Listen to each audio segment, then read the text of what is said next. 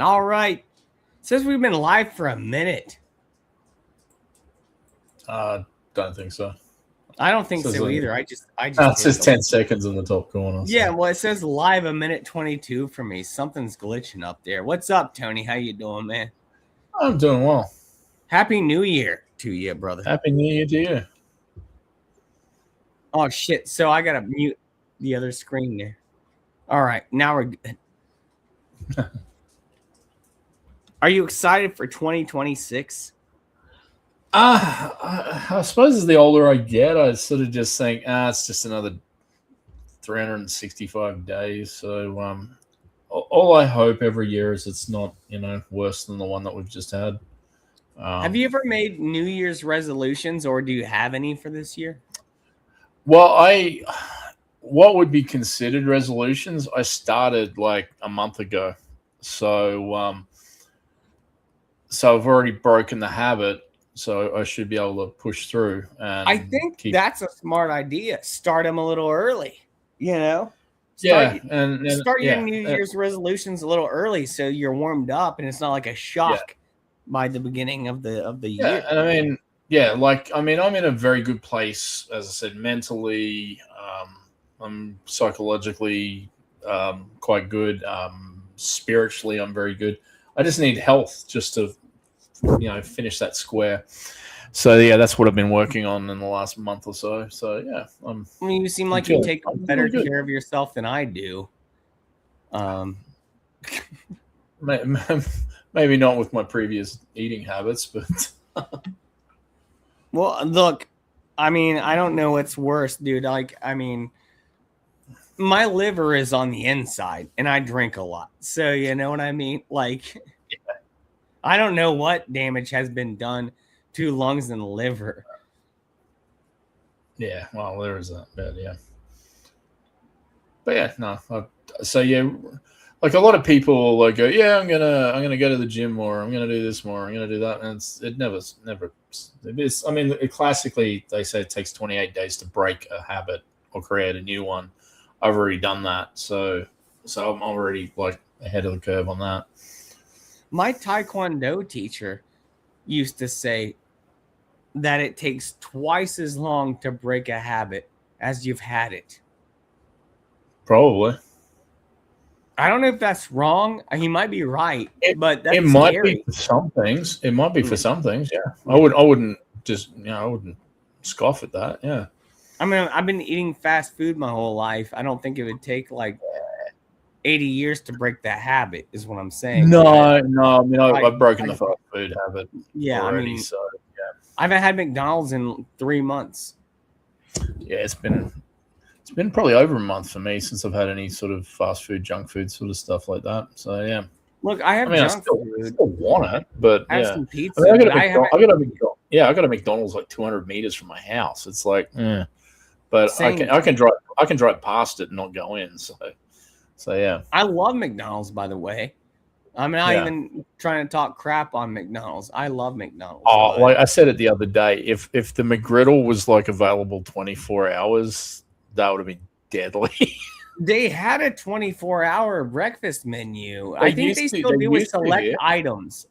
Items. Yeah. I think you can only get hash browns here 24 hours. I'm like, I don't pay $7 for a hash brown. That's too much. I think it's $5.60, but that's too much. I remember they were 50 cents. So $5.60 for a hash brown in Australia? Yeah. Dude, you got to be kidding me.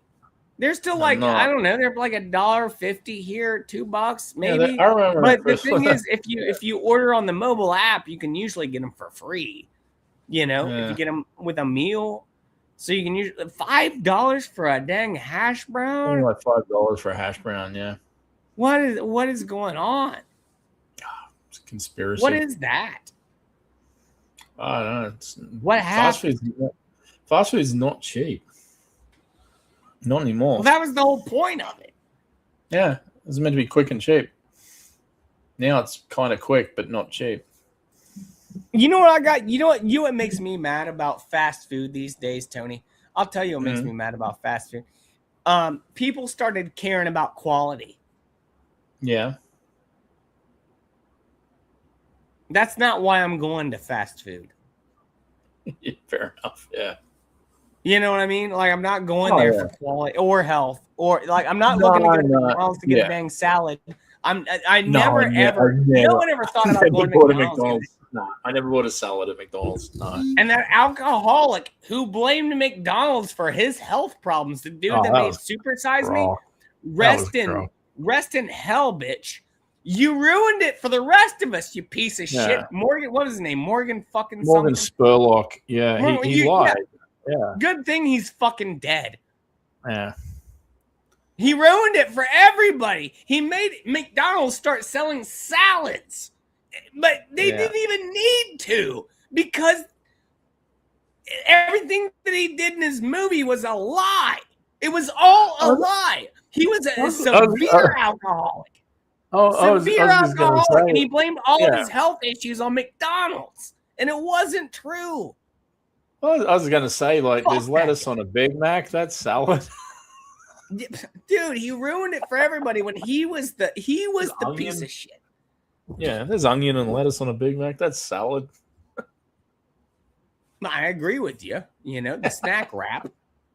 I like a snack wrap. You know. Nah. I mean, I fully I was fully came to terms with the fact if I'm eating McDonald's, I'm not doing it for health reasons. I'm doing it because it's tasty and I'm hungry. Yeah, what a piece of shit that guy was, dude. Seriously, we only found out like months before he died that he was a piece of shit. He was lying about it, yeah. And then he died, and it was because I don't know, liver failure or something like that. I don't know, but which makes me wonder. Oh, it just makes me wonder. If you remember, do you remember the Whitest Kids You Know sketch of Super Size Me with whiskey that Trevor Moore did? Yeah. Yeah, it makes me wonder if Trevor Moore knew something about Morgan Spurlock that the rest of us didn't know. Probably. You could probably tell he was drunk, the whole time of the filming of the thing. Look, I don't normally jump on people's graves. In fact, I almost never do it. But seriously, fuck that guy. His whole life was a lie. Yeah. And he ruined it for everyone else. Wow. He ruined McDonald's.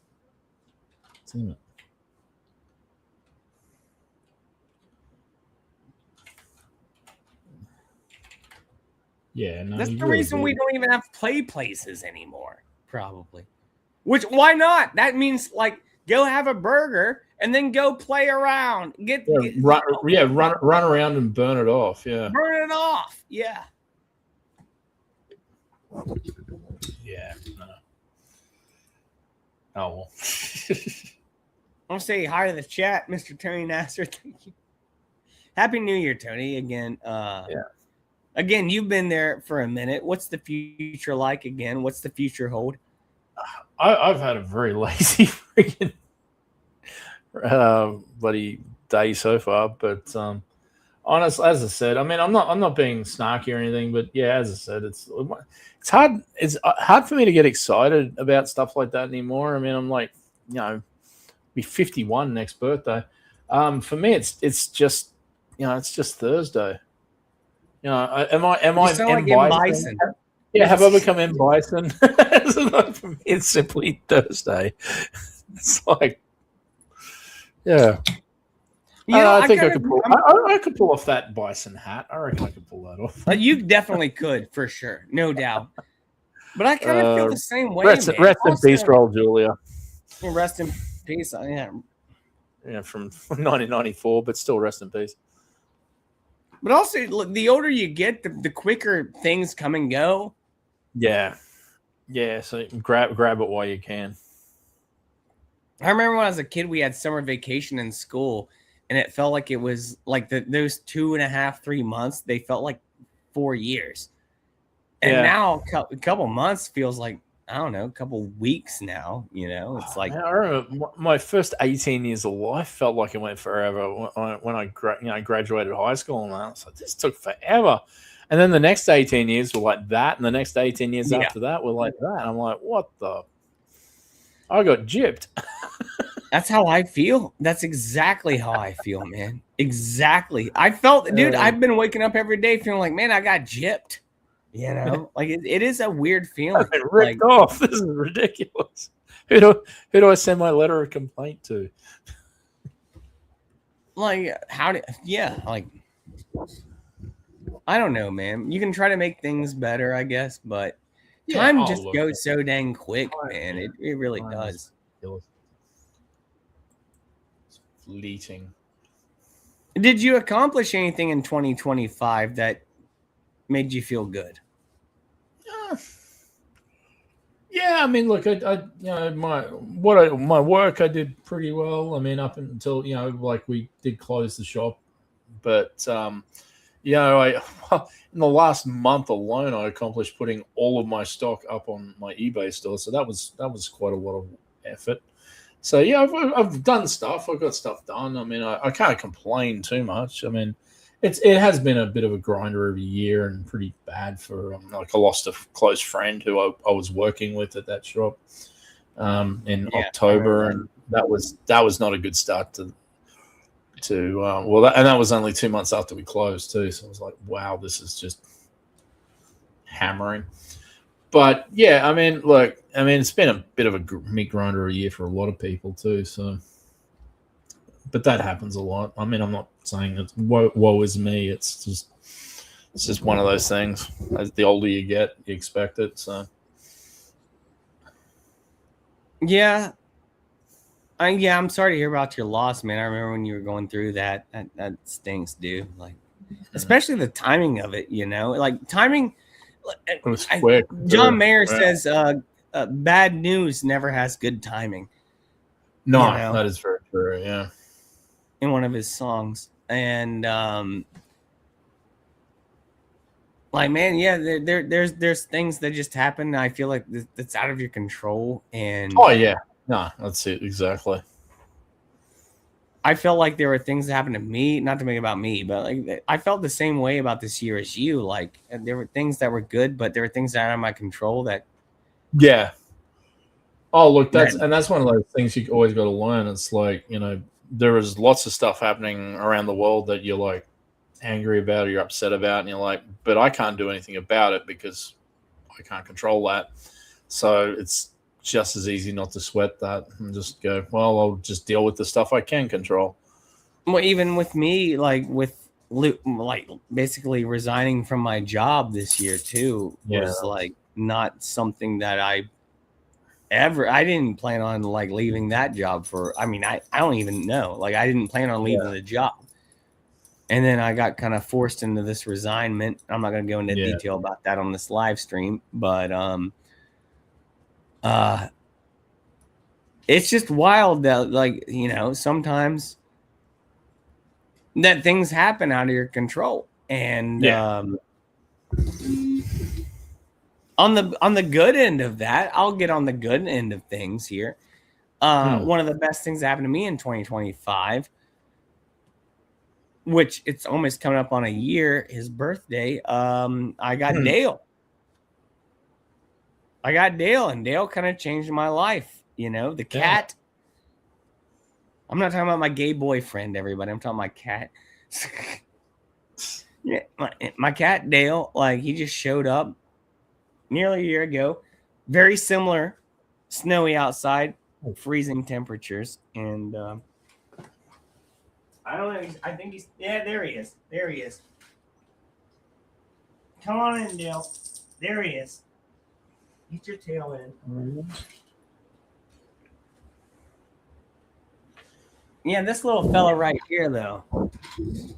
Never expected him to show up, and never expected to have a cat in my life. But here is the legend, Dale cat.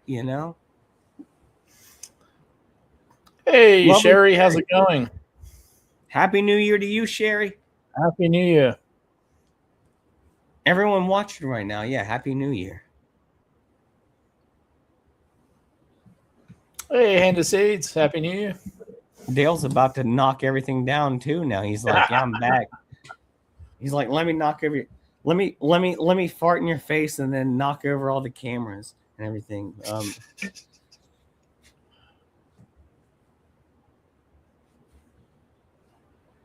But yeah, that was a great thing that happened for me in 2025 was to, I guess, have a cat now. Didn't ask for it. Hand of Seeds, yeah, Happy New Year, brother.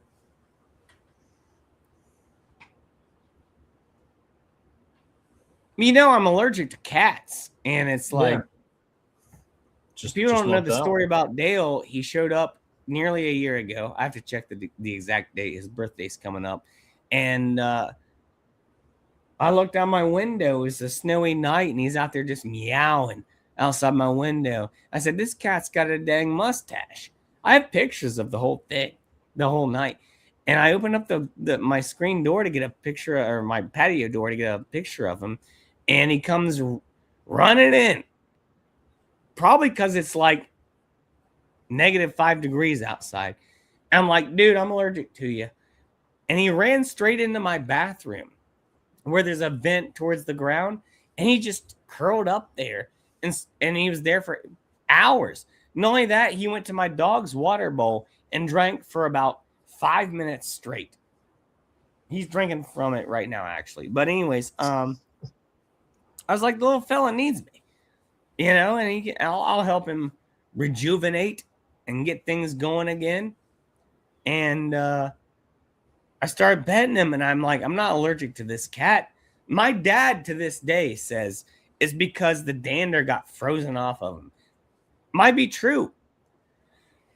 They make this stuff that you can spray on cats now that will like remove the dander,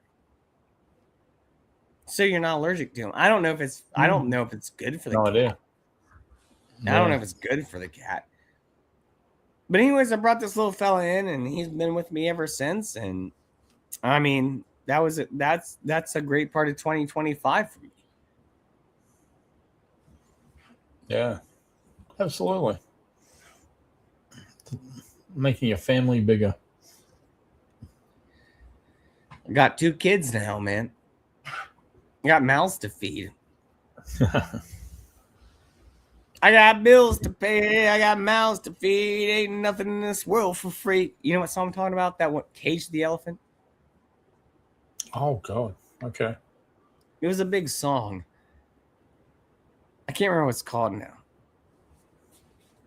I got bills to pay. I got mouths to feed. Ain't nothing in this world. I met the bass player once. He came into the phone shop I was working in. I told you about that, I think. Right, yeah. Cage the Elephant. Cage the Elephant, yep.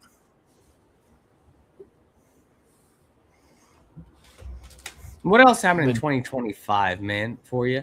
We'll get on the actual subjects, but I just want to talk personal stuff first, you know. For me, I don't know. Like as I said, for me, it was sort of just another year of work and stuff like that, and yeah, I got a lot of stuff done, which is good. So yeah, I mean, like, it's just as I said, they sort of merge into each other now for me, and in years then merge into each other. So it's like it isn't specifically as memorable as any other than like key moments, but even then the key moments are not, you know, as I said, there was a death, and then there was, you know, other things like that which aren't fun ones. So I was telling you about like my nephew. They're not necessarily my nephew. They're not married, but he was talking about like he doesn't know the months of the year. I told you about that, right? No, that's weird. Okay, yeah. Maybe I talked to my mom about that. So my brother is dating a woman. She's around my age. My brother's older than me. Yeah. And she has 2 kids. And one of them is 15. The other one's, I think, like 10, 11, you know. And the one older kid, I don't know how it came up, but he said, I don't know the months of the year. I said, what do you mean you don't know the months? I was talking to him. I said, what do you mean you don't know the months? He's 15. I said, what do you mean? He goes, I don't know what month it is. They never taught us that in school. What? He's not even a dumb kid. He's not dumb at all. I said, you can't name the months from start to finish. He goes, let me try. January. I don't know the next one. That's what he said, dude. These kids, they're not even teaching them the calendar in school. They don't have to do homework anymore, by the way. There's no homework. Look, I hated school as much as the next person. I hated it. But at least I know what the month is. I know what month is coming. I can name the months. It's not hard to name the months. There's only 12 of them. Yeah, the thing is, it's on this. Maybe that calendar's on your phone. It's on like the bottom. I'm like, if I click on the clock on bottom, it'll bring up the friggin' yeah. I don't for me, yeah. But he has access to that information, even if they don't teach it. It's there. Like you used to have to memorize phone numbers, but you don't have to anymore. Yeah, I mean, maybe it's something like that. I don't know. I mean, the not knowing the months of the year. I mean, this isn't one that has. I remember when it started, and I was like, people who couldn't read an analog clock, and I'm like, how can you not do that? Like, Yeah, very good point. Very good point. That is sort of like, it just seems like it's a simple thing to teach. It's like, how has this not been taught? So yeah, that's the curriculum definitely needs a good swift kick up the butt. He didn't know it came after January. Yeah. He's 15 years old. He's taller than I. He's 6 foot tall, by the way. He's taller than I am. And I mean, a 15-year-old kid, and he doesn't know what the second month of the year is. It just blew my mind. It was mind blowing to me. It was like, what are we going into in the future? What are these kids? They're not going to know what time is. I mean, that's grade 10, isn't it? So that's like, people graduating that age could leave school and go into, become mechanics and stuff like that. It's like, learn trades. You don't have to finish high school. It's like, I'd have concern with someone in a trade not knowing months of the year and stuff like that. Well, it's no wonder that the quality of life is going down, because education is not being presented to the youth, and then they grow up not knowing even what day it is. Yeah, how can you do anything if you don't even know what day it is? Like, that's the most simple thing in the world. Hey, Peter, how's it going? There he is. There's Peter. Yeah, what's up, man? Happy New Year to you, Peter. That one's really just, that confuses me. Just the fact that anyone would think like that. That I wasn't taught it. I'm sure I knew the months of the year before the first grade. I'm sure they did that in kindergarten. I know they did the alphabet. They don't teach cursive anymore. They don't give them homework. I miss cursive writing. They say if you can make 2 + 2 = 5, you get an A. Yeah, that messes me up too. I'm like, no, like that's the education system. Math is racist. No, math is the only true language, honestly, of the universe. Dude, math is racist. Dumbest thing I've ever heard in my life. Oh yeah, no, I was like, that made me. I think that made me drop like about 20 fucking IQ points when I heard that. I was like, what? Look, I could say some things. Well, I'll just say, hey, maybe you're just too dumb to figure it out. Maybe you're just too dumb to figure it out. That's just crazy. I don't know. The fact math was taught differently too. Like, I see him pop up every now and then on social media, and he goes, "What is the answer to this?" And if I answer it, I have to do two answers. I go, "Well, when I was taught it's this, now it's this," and it's just like, why is there 2 answers for a fucking equation? It's so stupid. There should only ever be one answer in math. Yeah, and there used to only ever be one answer, but apparently they changed. There shouldn't be multiple answers to math problems. No, like, that's insane. Like, even if I'm not smart enough to figure it out, which I'm not good at math at all. In fact, I hate math. But I never said that, oh math hates whiteys. You know, like, I'm. Yeah. Oh no, it's always the yeah, I don't know. It's one of those things where I'm just like, I don't get it. There was always like one thing. That's how it is. It was the absolute. That was the thing about one. Like, I mean, I didn't like math because I didn't have good math teachers, and they wouldn't. And I mean, granted, they didn't have time. When you got 20 plus students in a class, you can't have time to make sure every single person gets it. You go, here's the broad strokes. We're moving on. It's like, fuck, I don't know. So yeah, if I had a little bit more one-on-one with the teacher to go, because my way my brain works is they go, this is how you do it, and it's like, yeah, but if you tell me why you do it like that, I'll pick it up straight away. And so yeah, I might take like 5 goes on how, but on why you do it the way you do it, then I'd pick it up straight away. And yeah, unfortunately, teachers generally don't have time to do that, so it happens. But yeah, not every kid's willing to learn either. I wasn't. Yeah. I know that. Oh, look, there were several subjects. God, I remember when I did Japanese, there was 2 of us in the class that actually wanted to learn it, and everyone else was just a distraction. And it was really irritating. I never in my high school or school career ever thought, oh, if I get the wrong answer, I can coerce my teacher into believing it's the right one. I never thought that ever. Like, no, especially not when I went to school. They'd swear at you.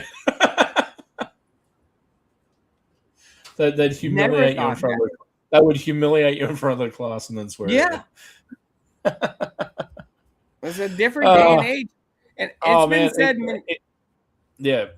These are the teachers that agree with the Trevor Moore song and bring back the bullies. What's been said many times, we live in the day and age where technology is the most advanced and information is the most available, and we're dumber than ever. It goes back to my thing where we rely on, we don't even remember people's phone numbers anymore because you don't have to, Yeah.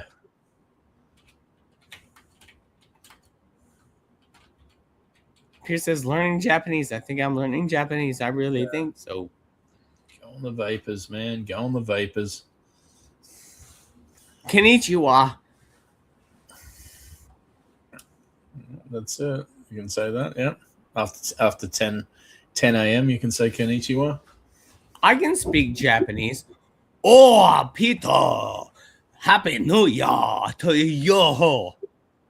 Oh, that scene in I think it's Scary Movie 3 or something where it's the Japanese ghost and it's her talking and they're just like saying, like Mitsubishi. It's just like yelling like Japanese. Kawasaki. Hitachi. Miyamoto Samsung. Oh, that's just so much fun. That. Peter says, thank you, Hoff-san. Thank you, Peter-san. Oh, Peter-san. Oh, thank you. Give you happy ending. Yeah. Was that too much? Nah. I think the Japanese can take it. Well, yeah. Well, they don't know what I'm saying. They'll just send ninjas after you. I think they know exactly what I'm saying because I'm speaking their language. But I mean...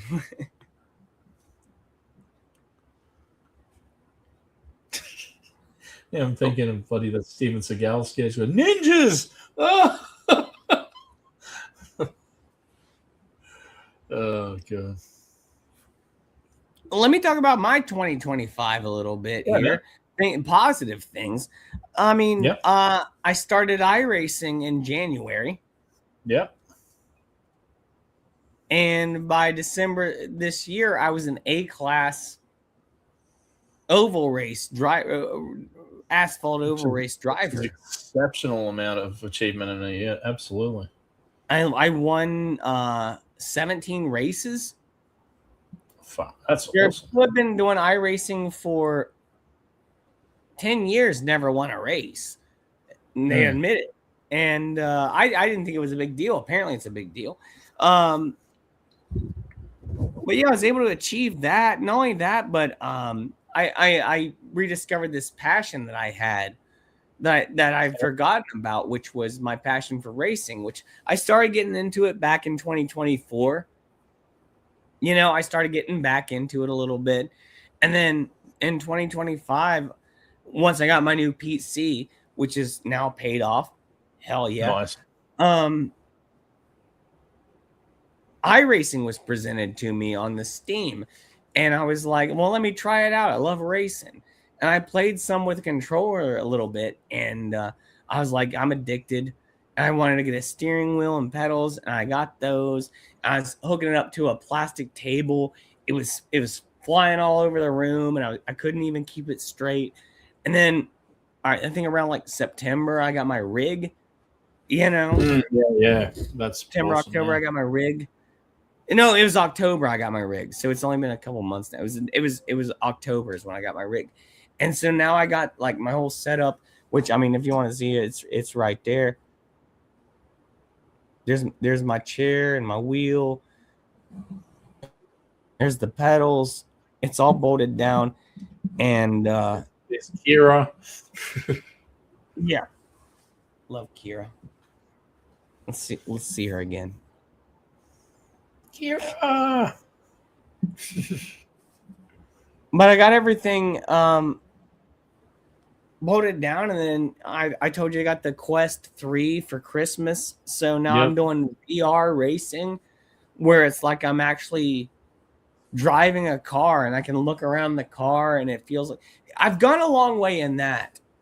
In this year, you know, if nothing else, or the past year, it's 2026 now. But in 2025, you know, started out as a rookie, came a long way, and I'm building my rig, and I think I'm pretty much where I want to be. I do want to get some better equipment, some better, you know, a better steering wheel. I don't even have a problem with mine. I just know there's fancier ones out there, and then once you get so far, like any hobby, you get so far into it, and you're like, how much money are you willing to spend on said hobby? Exactly. By the way, I want to thank everyone who's watching right now. Warhammer people. No doubt. I want to say thank you to everyone who's watching right now. It's really late or early in the morning, and Happy New Year once again. So yeah, thank you for viewing right now. I hope you're having a good one. I hope you had a good 2025. You know, hopefully 2026 is even better. Absolutely, man. Absolutely. But I really do like that I was able to kind of get my passion back for racing, you know, and driving and everything. And I'm not bad at it. One thing if anything, you're very, very, very good at it. Well, I appreciate that. I mean, thank you. One thing I do appreciate that. One thing, I mean, I'm just talking about when we played NASCAR 2025, and I'm just like, holy crap, he's just decimating through the pack, and I'm like, yeah, I'm sort of stuck either in the mid pack or at the back. Look, you've beat me a few times, so let's not just be like you're a bad driver. Yeah, but not on super speedways. Yeah, that's true. You gotta. Well, the steering wheel is a complete difference between the controller. No, it's the controller's a killer on the super speedways. But regardless, man, like I've just had so much fun with that. Here's one thing, man. Like I told you that, like my Pro Tools subscription renewed out of nowhere for audio, and like that made me realize that I bought a recording software program a year ago, and I didn't do shit with it. I didn't play music all year. I didn't write music all year. I mean, I play guitar. I pick up the guitar once a week, once or twice a week. I still pick it up and I fiddle around, but like I'm not creating anything or learning anything. I just like to play. And one thing I'd like to do in 2026 is make some music. You know what I mean? And I used to have this level set for me where like it was almost unattainable for the kind of music that I have in my head to actually make it myself, especially without a budget or a producer or time or other musicians. And so after we met, not literally, but Dr. Don this year, I see that you can have a passion for music and not have the biggest production, and people will still listen to it. People still like it. You know what I mean? Yeah. And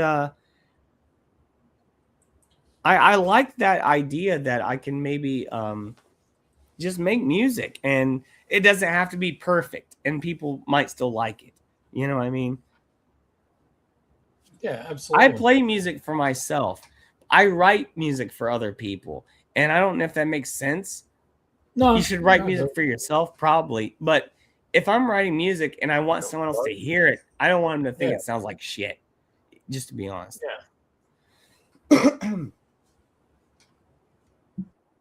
Yeah. Hoff, there's some Peter says, what type of racing? Yeah, he says, what type of racing do you do on that setup? Road racing, oval track, rally? I do all of them. I specialize in oval because I'm a NASCAR fan. I'm decent. I'm pretty good at anything with dirt on it. Dirt oval, I'm very good. Any kind of dirt track racing. Dale's trying to get into it. Oh, Dale. We finally found him. I'll be right back. Hold on. I just gotta give Dale these treats. I promised him. He's off the chicken. You can't deny after you promise. You know, you can't. No, yeah. If you promise it, you got to follow through. That's otherwise, it's a dick move. He got his treats. But I'm pretty good. I'm pretty good at dirt track. Because that's what I actually did when I was younger.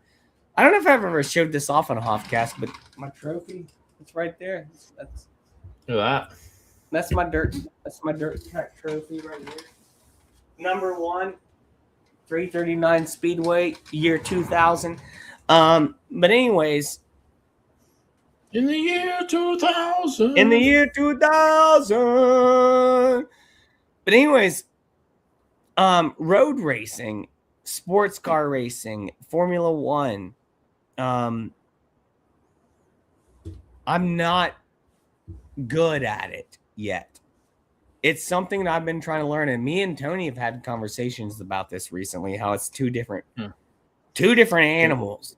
It really is. It really and is. And I asked Tony, I said, why when we play Formula 1 racing, you're so good at it? And he said, I don't know, man. I've just been watching it. And I said, I guess I'm new to Formula 1 and road racing, and I don't know it yet. You know what I mean? I get the concept. I know what I'm supposed to do. Yeah. But I don't know how to do it. The other day when I explained, the reason I'm all over the track is because I'm trying to find apexes that don't exist because I'm used to track racing on Formula 1. And oval is something way new for me. So, yeah. But I love it. I really do. I mean, this is the year. Yeah, okay, there's something from 2025. This is the year I got into NASCAR. And nice.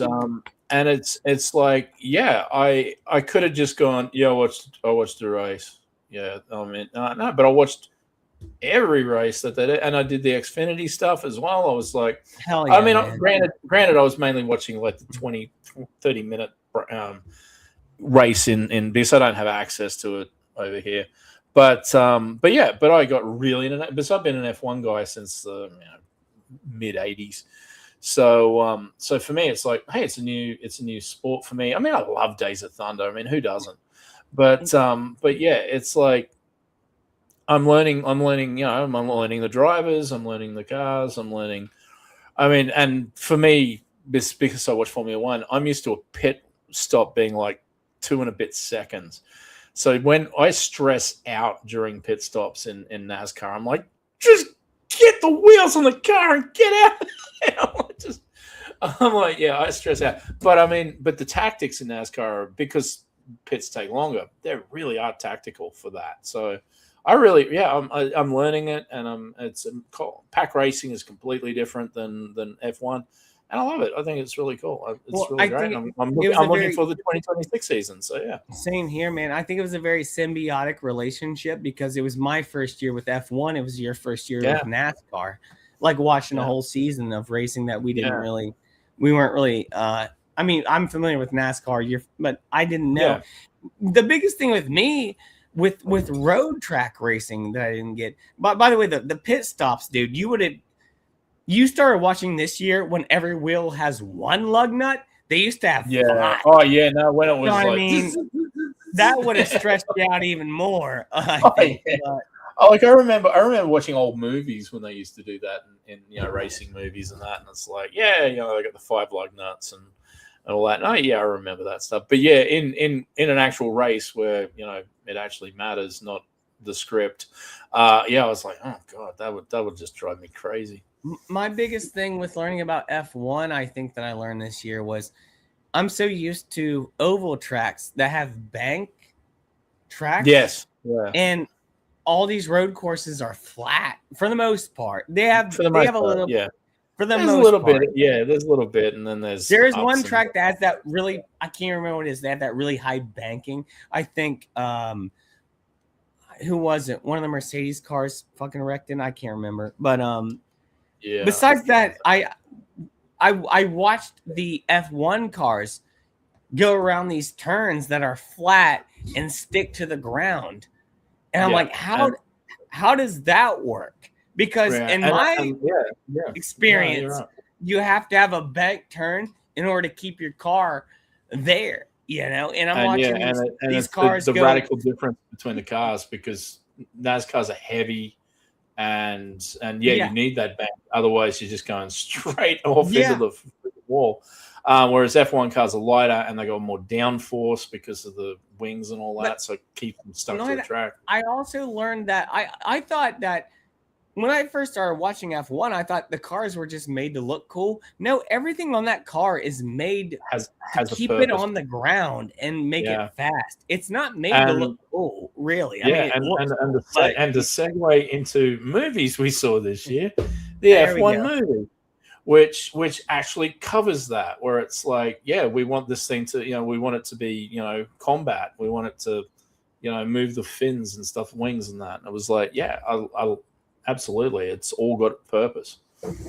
On the other side of what you said about the pit stops, I watched F1. I was like, how the hell are they doing pit stops in 3 seconds? Because I've been watching NASCAR all my life, and they used to take 18. They're down to like 10 to 12 now. And I watch an F1 pit stop, and they do 3 seconds. I'm like, what? Yeah, how do you fuel a car and change 4 tires in 3 seconds? Yeah. So on the other side of that coin, I'm like, dang, dude, like that's insane. Yeah.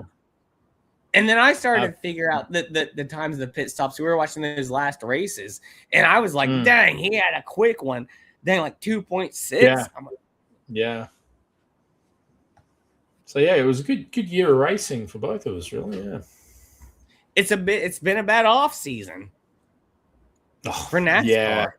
It's been a bad off season. I gotta say, rest in peace, Greg Biffle, his family, and everyone who was on board that plane. That was Denny Hamlin's dad. Yeah. Denny Hamlin's dad. Like we thought, Denny Hamlin's dad was gonna pass away from illness, not from a house fire. Yeah. I mean, no one's really a huge. There's a few big Denny Hamlin fans out there, but he's really not like a fan favorite, you know what I mean? But everyone, I think for the most part is pretty much like put sports aside and that this is a tragedy, and it really is. Anyone who's still going after anyone for sports when something like this is going on, you're horrible, an absolute jerk. Yeah. No one deserves it, and it's just Like someone said, like, oh, it's a good thing that Denny Hamlin's Cup trophy didn't burn down in that fire. It's like, you son of a gun, that's just not cool.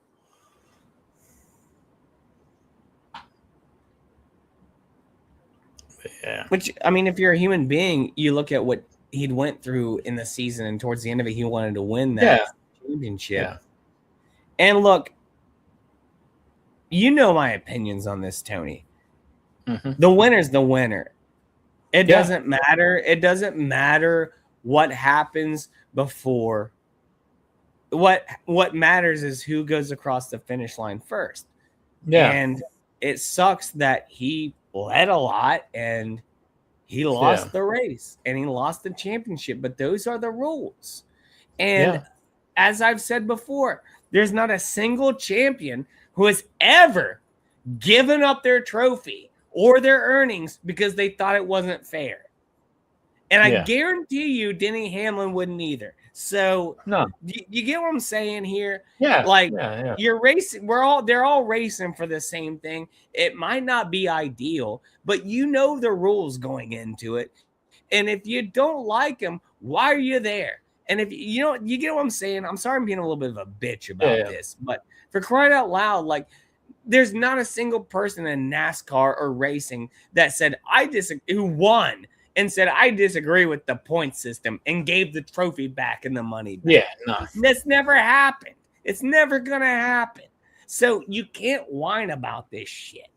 Yeah. You know what I mean? Like you just can't. You can't. I mean, you can whine about it. Sure. You can, but I mean, it doesn't make no difference. And that's just my opinion on that. But yeah.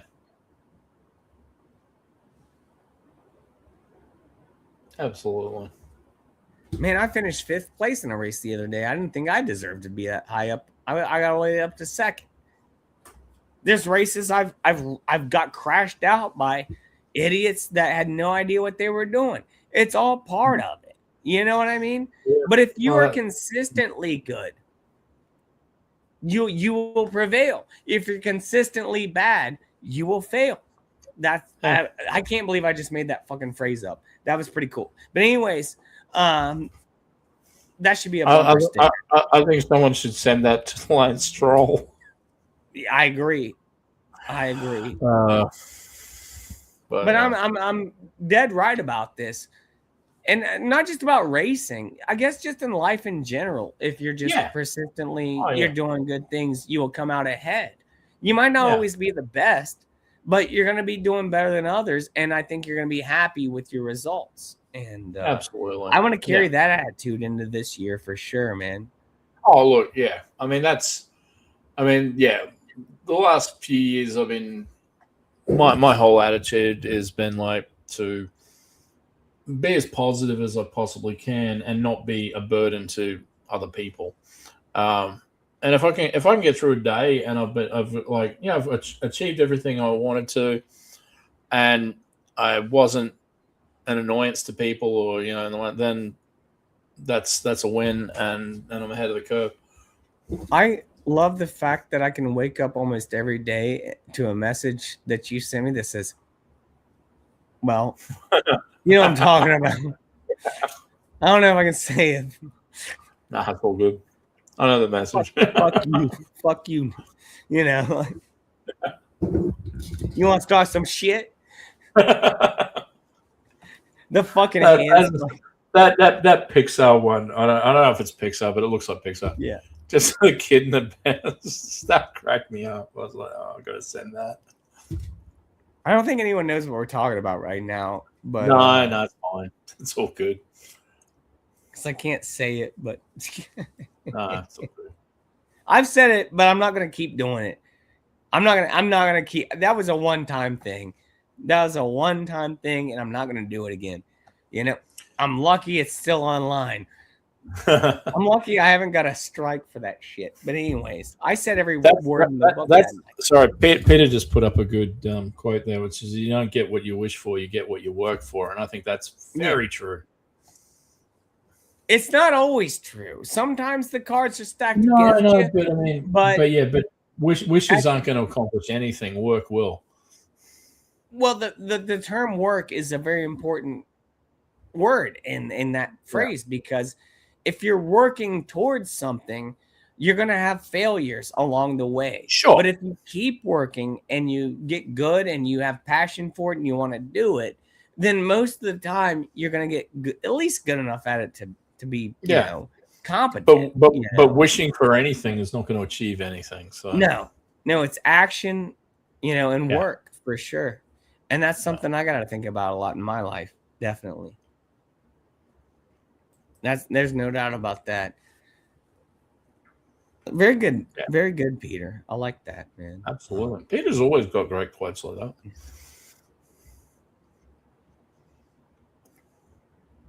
Was F1 your favorite movie this year? What was the favorite movie of 2025? Yes. No. F1 was, and it's not just because I'm a massive F1 nerd. What I liked about it was, and I remember saying this to you before you went and saw it. If you don't know anything about Formula One, you can still watch that movie and understand everything in it. They don't talk down to you. They don't go, you don't know what we're talking about. This is all secret. There's none of that rubbish. It's very accessible. Not just that, I learned a lot from the movie. Yeah. I learned a lot, but I don't know. If I were a huge F1 fan, would you feel like it was talking down to you? Nope. Oh, well, that's nice. Okay. I thought it was the right level because I don't like, even if I don't. Yeah, I wouldn't want it to gatekeep. Let's put it that way, because I want more people who enjoy the sport. I want people to watch that movie and go, man, this car racing stuff's pretty good. I want to check it out. And I think it is a good gateway into it. It really is if you're not into that sort of motorsport. But yeah, for me, it was the best movie I saw this year.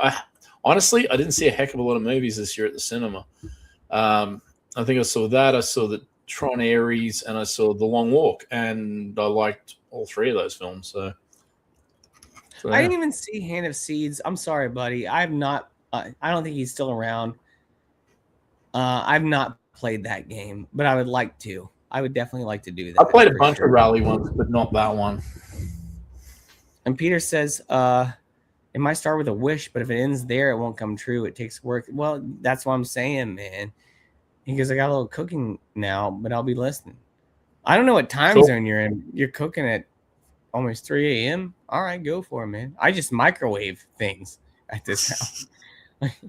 You know what I mean? I get the munchies. But man, I love my air fryer. I love my air fryer so much. Yeah, me too. I didn't see any movies. I think F1's the only movie I went to the cinema to go see. I don't think honestly. That I went. I mean, I'm not trying to sound. I don't think I saw anything else. Yeah, I don't want to sound like a film snob or anything like that, but there wasn't a lot of stuff that I was like, I really have to see this at the cinema. F1 was definitely one of those ones. Like, I didn't get to see it on IMAX. I know you did, and I think it would have blown people away on IMAX. But it was intense. But yeah, it's like I saw a lot of them just afterwards online, where it's just like, oh, it's already out. All right, I'll watch it now. I mean, I enjoyed Tron. I think Tron was good on the big screen. Like, all three of them have been great on the big screen. I don't care about people going, oh, hey, Jared Leto. He was fine. He was absolutely fine in it. And it was I would have liked it to continue the story that was in the previous movie, but I can't always get what you. I'll watch that one eventually. I will. I think I'll watch that one. Tron Ares. Yeah. And The Long Walk was just huge on Tron, but it's fine. Movie. Yeah. So yeah, there was 3 movies that I actually bothered seeing, but everything else was just on the streamings and that, and I'm just like, Well, I can't go too deep into this, but Stranger Things, I guess the finale was last night. Yeah, all 8 episodes. Gayer now. Things. Someone posted it was an old Jim Carrey sketch from In Living Color, and it was just had the Stranger Things finale, and it was him just going, "Attention, I am gay." We all knew this was coming. Yeah, we all knew it. Yeah. I watched the half of the first episode. By the way, episodes of shows now are as long as movies used to be. Yeah. They're like 90-minute episodes. And now movies are 3 hours long. It's like nobody wants to sit through Avatar for 3 freaking hours, dude. All right. Nobody wants to do it. Nobody cares anymore. Nobody cares. Nobody cares. I want to sit through Avatar for 20 Shorten it minutes. up. Give me the freaking, you know what I mean? Like it's retarded. It's so retarded to have a 90-minute episode. I got halfway through it. I'm a huge Stranger Things fan. Used to be, by the way. I'm not anymore. Used to be a huge Stranger Things fan. I got 40 minutes into a 90-minute episode. I'm like, this ain't for me anymore. This is not for me. This was not made. This isn't even for the old crowd, you know? I'm like 3 seasons behind on Stranger Things. I'd keep it that way. There's no, but you said season 3 was pretty good though, didn't you? I like 3 and 4. Yeah, I like 4 a lot. I'll check those two out. But I hear it's a lot like Game of Thrones, which I've never seen. But I hear it's like the finale's horrible. Like it you know what I mean? Like they really drop the ball at the end of it. They don't stick the landing, yeah. All this potential to build up to a good story. And then much time between seasons too. Like, you know, what are they all 40 now? I mean, they're older than I am. I don't even know how that happens. I don't know. I think you got to keep striking while the iron's hot, and they just let it. Agreed. Too much time pass. It should have ended. If they're going to end it, it should have ended 5 years ago. Yeah. But there's got to be an agenda to everything. There always has to be an agenda. There's always a gay part of every show now. There's always a gay. Always. There's always they got to throw it in there. And it's like I don't give a fuck who's sleeping with who. We're trying to save the fucking world out here. Yeah. From, you know what I mean? Like, oh, that I've had that problem. Like, honestly, I don't understand why that's relevant at all. I remember back in the 90s when NYPD Blue came out. I used to love cop shows. The amount of episodes that concentrated on who was having sex with who, I'm like, I don't care. I just want to see them solve crimes. They're police officers. What they do after hours doesn't interest me. It's like, I don't care. The only time it's ever relevant, the only time a sex scene was ever relevant, it was Terminator 1. Yeah. Well, there was it. A point to it. Yeah, there was a point to it. That's it. There's no other sex scene that's relevant to the plot. Yeah. Fight me.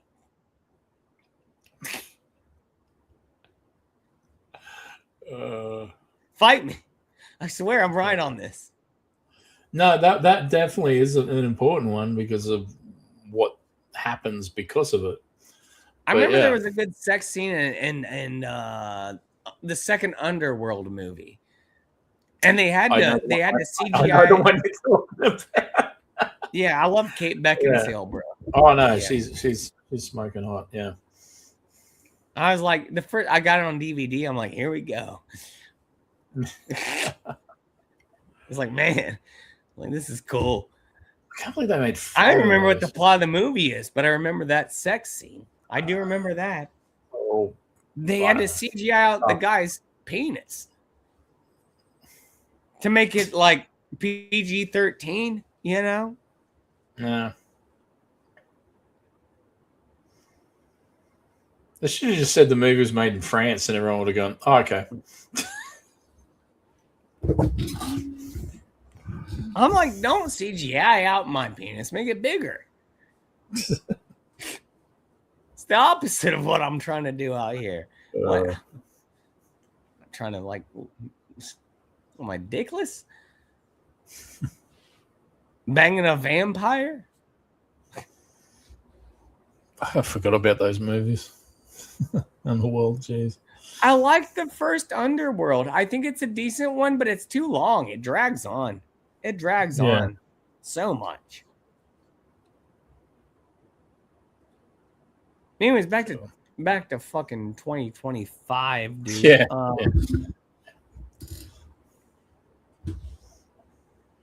Charlie Kirk. Yeah, that was pretty horrible. Yeah.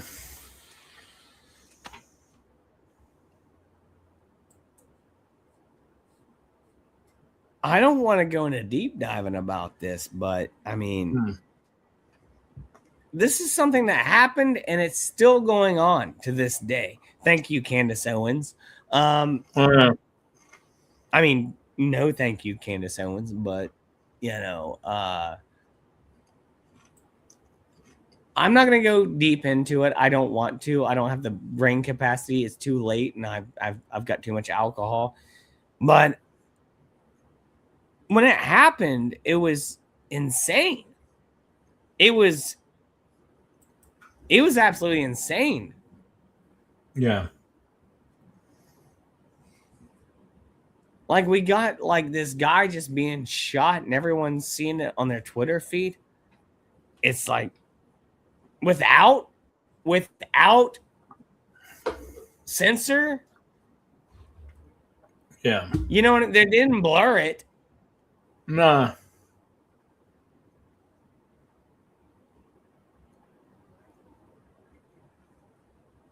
Man, what a weird time to be alive with this sort of thing going on. Yeah. They didn't blur that. They wanted people to see that sort of thing going on. Oh, man. Yeah. A lot of people got off on it. Unfortunately, yeah. Yeah. But there's been a lot of questions since then, and I'm not going to get into that. I don't want to get into it. Again, my brain doesn't even want to. It's already been there, and I'd have to do another 2 hours in order to get through these things, and I don't want to do that. But I'm bringing up things that happened in 2025. Charlie Kirk thing, crazy, you know.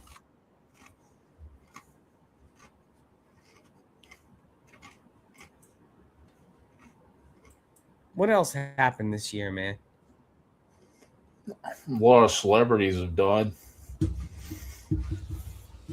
Who are some of the celebrities? I mean, Rob Reiner. That's one of the most recent ones. The other day, I mean, this one probably doesn't matter to a lot of people, but I think last 2 days ago was Isaiah Whitlock, who was in The Wire, who was one of the most fucking amazing characters. And I was like, oh, damn. I was upset that he never seen The Wire. A lot of people put it up there in like best shows ever. It is in that rarefied era of like, yeah. But and then you got a lot of Ozzy Osbourne. Yep. But he going through music like Ace Frehley, but he and of course bloody who else was it? Just people that meant something to me like as a kid and that like there was Brent Hines from Mastodon. Gil Gerard, who played Buck Rogers, died. I was like, oh.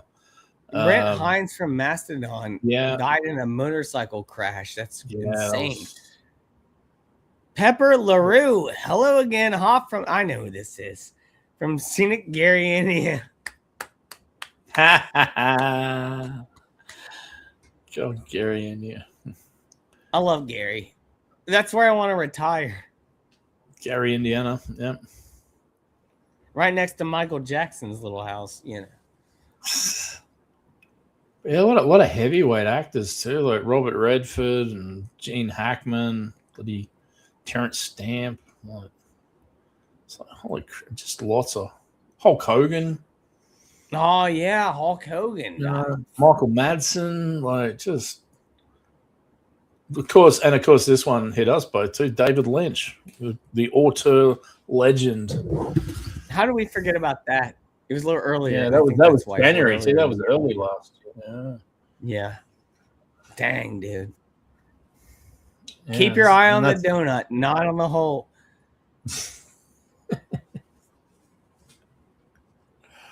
Oh man. Yeah, so yeah, and that's just one's off the top of my head. There was heaps more. But let's talk about the Rob Reiner thing for a second. Yep. What happened there? His son just goes off and kills, but they're super famous, super rich. And I know we already had a whole show about this basically, but dang, bro, it's like, it's just insane. Like, what is going on? Like, yeah, I don't know. Money's not everything, apparently. Fame isn't everything. You know? Yeah, we're at the end of the day, we're all human, and I don't think I don't think Nick Reiner's human if he takes his parents' lives, but I mean, or maybe it's the most human thing you can do. I don't think that. I don't actually, but it's really messed up. I mean, it's never a fan of Rob Reiner. I like his movies, but not the person himself. Look, yeah. I mean, I think he was a great director, and he directed several movies that are in my top favorites. But yeah, he's. Not everything he did was gold, but he had some good ones. But Spinal Tap, Princess Bride. I love Spinal Tap. I love Princess Bride. I love A Few Good Men. It's that sounds so gay, but but yeah, it's just he did some good films. But what's wild is I grew up, and I know it was after the fact for me, because my parents grew up watching All in the Family, and so they still watched it when I was growing up. Right, I knew who Meathead was. And never in my wildest dreams would I ever take that guy to be a great director. And he was, but look, I mean, who would have thought Richie Cunningham would be a great director? He is. He's really good. His daughter is too. That's all I was thinking about. Yeah, no. She's not a great director. She did Star Wars bullshit. Yeah, but she did good episodes of Star Wars. Well, I don't know. It's like comparing shit to crap. But anyways. I like Bryce Dallas Howard. I mean, I like her in Under the Sheets.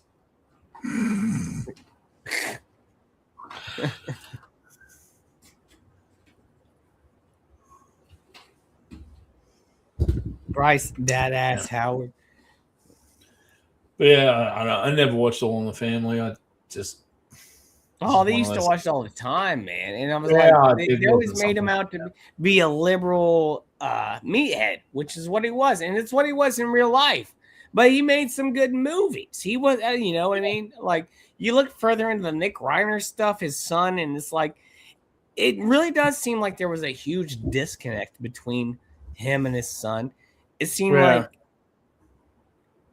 and I'm not blaming either, because I don't know what happened. But that interview that I can't remember what it was on, where it was him and his son, and the son was definitely on some gear. But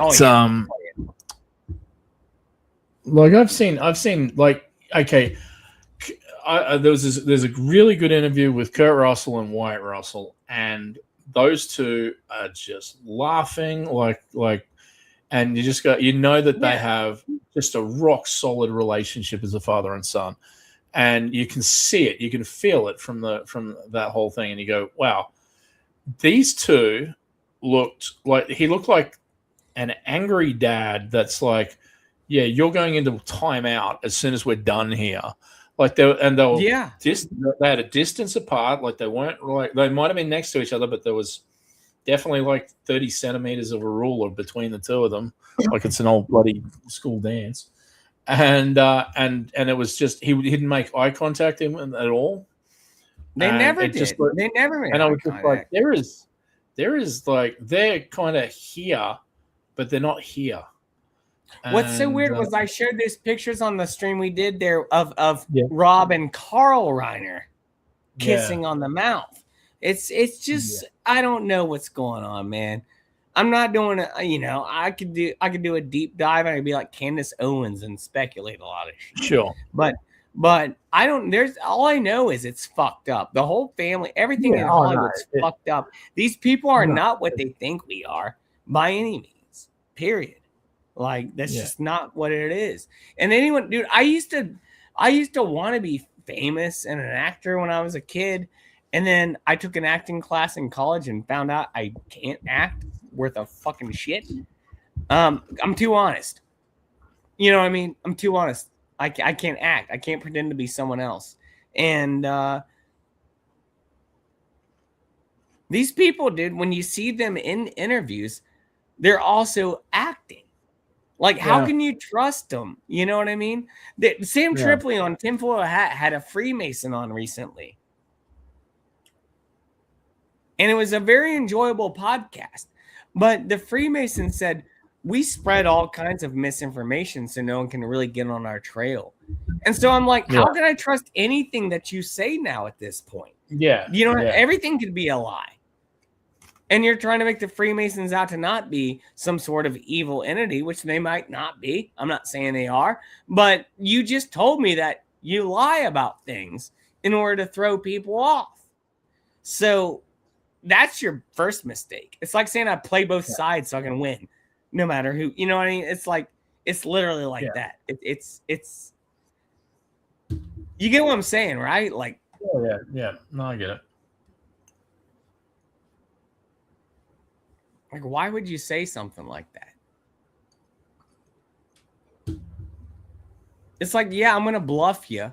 You better watch out for it. You know, it's like, it's on you if you don't call my bluff.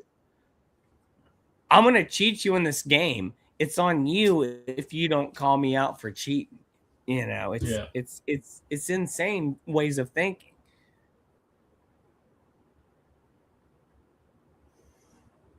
Yeah. Absolutely.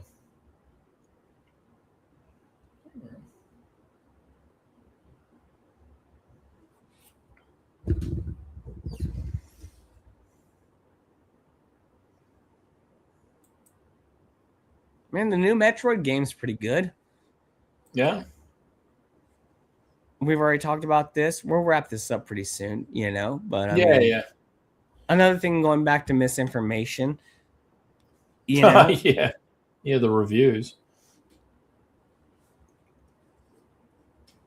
People are so dumb, dude. As I said, like the reviews seem like either they played like a 10-minute demo or they didn't play it at all and they just went, oh, we're just going to rag on it because it's, you know, reasons. Or the third option, they've never played a Metroid game before. Which I think is probably the most likely because a lot of them only seem to be in their early 20s. So. One of them said there's two. I'm sorry, go ahead. I didn't mean to cut you off. Oh, no, that's where I'm ending, that they're too young. Well, no, one of the reviews said you have to scan things too much. I'm like, of course you do. Motherfucker, like that's always been a part of the game. That was back in Super Metroid where you had to scan things in order to find that's so dumb. It's like that's like going, oh yeah, this Star Trek game is stupid because you beam down to places. It's like, yeah. If there wasn't scanning in it, people would be like, why aren't you scanning things anymore in the game? Yeah. There's no way. Yeah. There's no way. You can't win. No, you can't win. Yeah. I'm surprised they didn't complain about, you know, oh, she doesn't talk. I like the idea of any game where you can be your own voice in the game. You know what I mean? I do kind of like that aspect in a lot of games that do that, where it's like the player doesn't have that happens in with Zelda with Link. You know, he doesn't really. Yeah.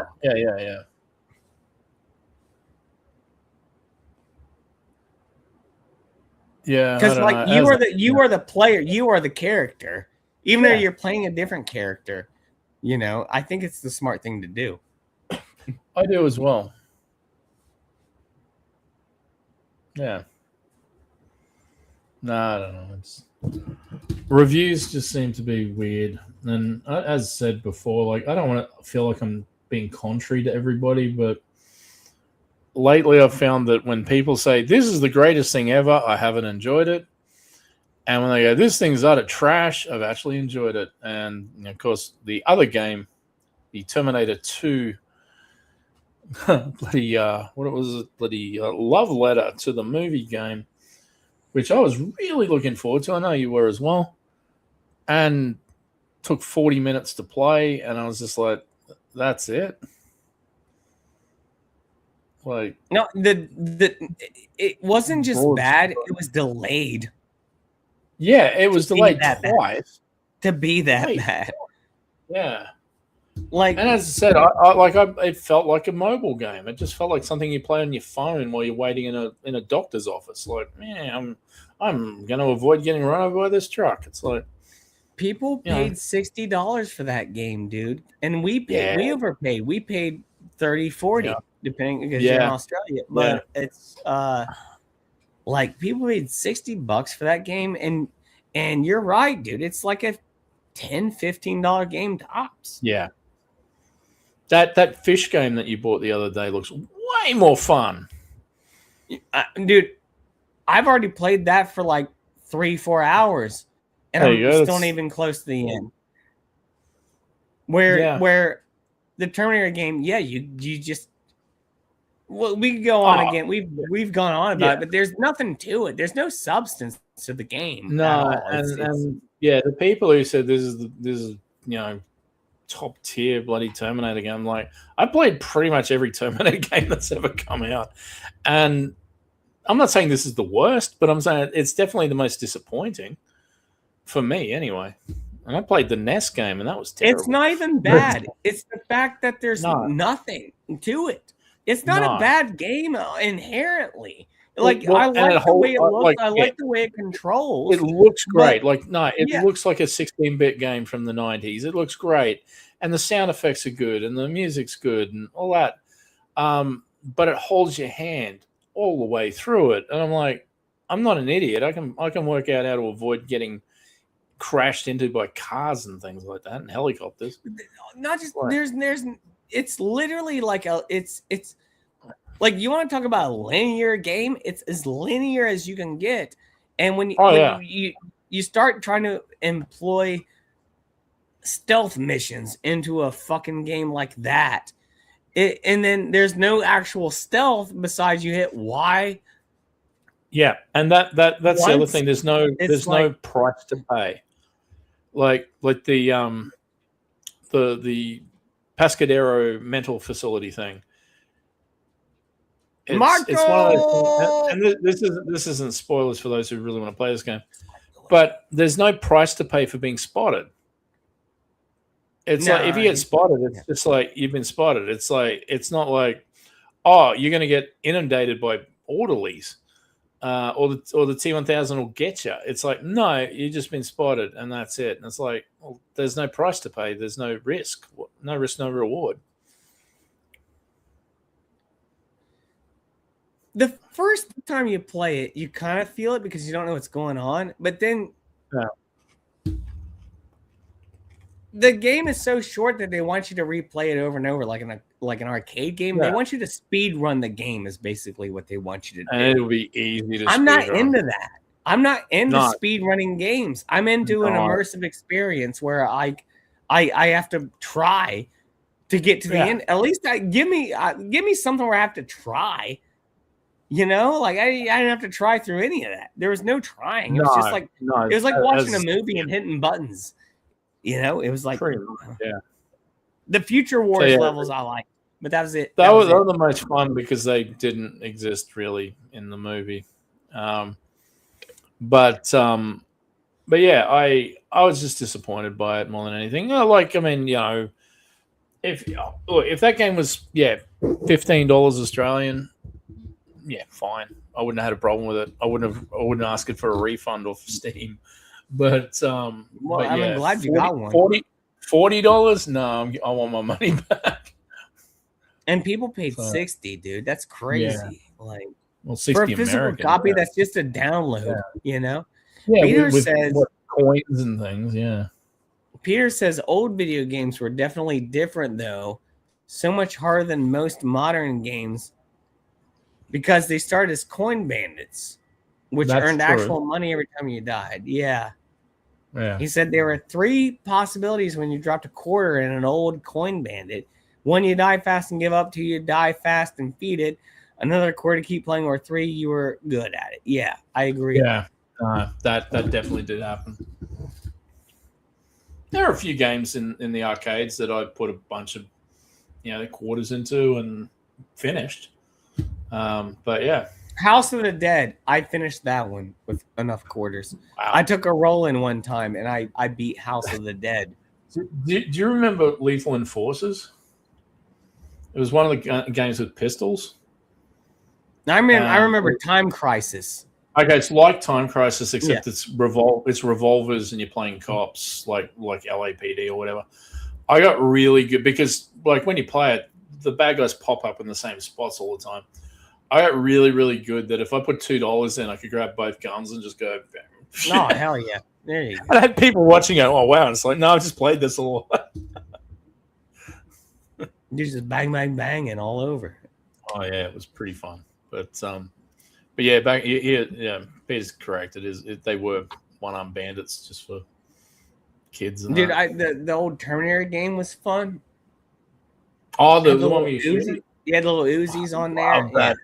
I love those one-up cabinets that you can buy for your house. They've got one of that, but it's only that game. And I'm like, if it was like Time Crisis and a couple of other shooty games, I'd probably get it because I could see myself playing the T2 game a lot. But when it's just one game and you're paying like $1,000 for this thing, it's like, it's not really worth it. Bro, I live in a 1-bedroom apartment. I can't put a one arcade one-up thing in my home. Like it's like if you have a basement that has a lot of room or a spare bedroom, you could probably get a few of those. But or if you're just a huge video game guy. But I've looked at those, but you get like one game on them. If you buy one that has multiple games, it's cool, but it still takes up a lot of space, and I don't see myself doing that. Like I have a sim racing rig. It's like I already have a fucking arcade game in my home. It's like. Yeah, sorry, Peter. It was Dragon's Lair. Yeah, that game was a monster. You walk like 2 feet and you die. It was that game. It was pretty, like it was beautiful, but it was that game is that's evil. That game, absolute evil. Was that the one that looked like a cartoon, or am I thinking of something? else? Yeah. It was what's his name, Bluth, who worked for I think Disney or something back in the day. Was it Don Bluth? I can't remember. But yeah, it was beautiful, beautiful graphics. Like, it looked like a cartoon. It was beautifully done.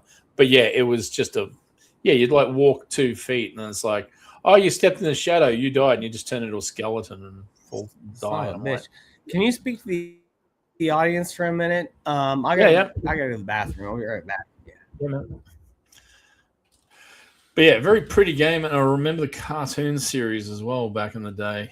And that was fun. But yeah, I wanted that game to be so good, and it just made me swear so much.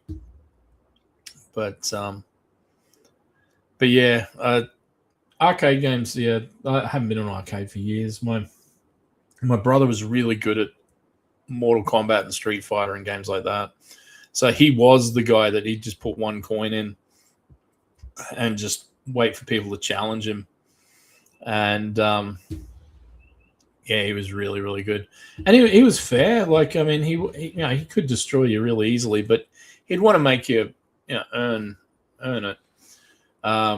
So yeah, he was one of those guys that if you're being like respectful while playing, he would just he'd win, but he'd do it in a way that wouldn't make you feel like a complete loser. If you're really rude to him, he would beat you as Dan in Street Fighter just to humiliate you. And it was fun to watch. There's people, if you get beaten by Bison or Sagat or something, you go, fair enough. You get beaten by Dan and you go, oh, what? And they just swear and storm off, and it was just hilarious just to watch it. But yeah, no, arcades and games these days are not what they used to be. I mean, I'm the worst video game person because I've said this to Hoff a lot, that I'll be interested in a game and then I'll shelve it for sometimes years before I get around to like going, oh, that's right, I bought Mass Effect. I should probably play that because Mass Effect 3 is coming out in a month's time, which is what happened with Mass Effect 1 and 2. But yeah, like now I'm the worst. But I mean, I think definitely NASCAR 2025 and F1 2025. Look at Dale. I definitely got my money's worth out of those two games, so I'm happy. I'm happy with those games. They're definitely my picks of the year. Of the few games. Yeah, race me again soon, man. We got to race again. F125 was great, dude. Again, I started iRacing in January of last year. I got my first win in February, and like, dude, it just snowballed. I didn't. It's one of those things where like you get interested in something and it just snowballs. You know what I mean? Like you just keep getting more and more interested in it, and that's what I was talking about earlier, where I just like kept buying more stuff for it, and I don't regret any of this. In fact, and I mean, if you have that mindset, it's perfect. I'm the worst though. Like it's like a friend. I saw that phone call before. I saw my friend. He said, I should be looking forward to treating myself at some point this year because I've been doing so well and everything else. And he mentioned a racing rig, and I said no, because I know that at some point, maybe even in the next few months, I'll just be like, no, I'm not interested in doing this anymore, and I don't want to waste that. So it's just one of those things. That's how I got my rig. I'm the worst with as I said, with video games. Like it's one of those things where I'll like go, yeah, I'm really into this for a while, and then I'll be like, yeah, like as I said, I haven't finished bloody Breath of the Wild yet. it's like I haven't turned on the bloody Switch in, I don't know, 6 months, 8 months. So yeah, I'm terrible. Better charge it up before you do. Oh no, it's plugged in. I just haven't used it. But yeah, I got my rig from a kid. I mean, his parents sold it to me. They bought it for him, and they said, "We got it for you." And he used it for less than a week, and he said, "I'm done with it." And I was like, "Oh, I'll take it for cheap." Oh, that's it. And I did. And you've got heaps of use out of it. I've got way more use out of it than that motherfucking little shit ever would.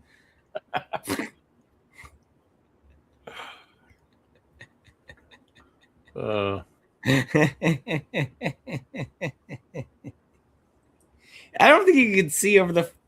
I don't think he could reach the pedals or see over the wheel. He was too small. A dowel bigger than.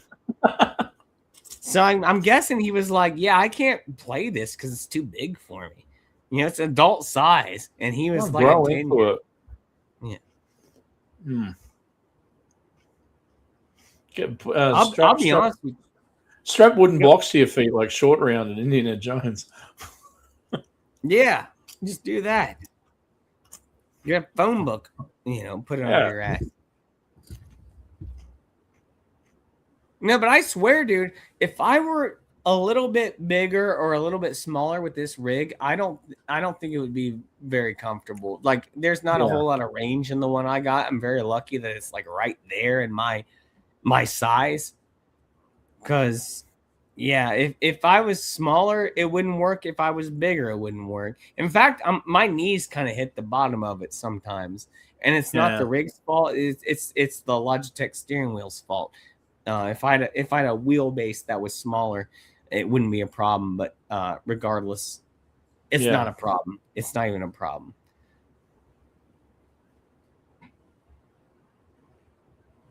Yeah. Pierre says, I played through GTA 5 on a projector I got off eBay, about a 10-foot screen on my wall, but even that gets old after you've wrapped it a few times. Yeah. No, I get that. I to this day, VR has not gotten old for me. Oh, that's good. At all. Like, at all. And I did take a big break off of VR, but now that I got a new Quest 3, I'm kind of back in it. But VR is, I mean, If they can perfect it, I know it hasn't caught on. It's not like PlayStation or Xbox or Steam or Nintendo. But dude, if they can get it right, which I'll be honest with you, dude, 10 years from now, those headsets will be sunglasses.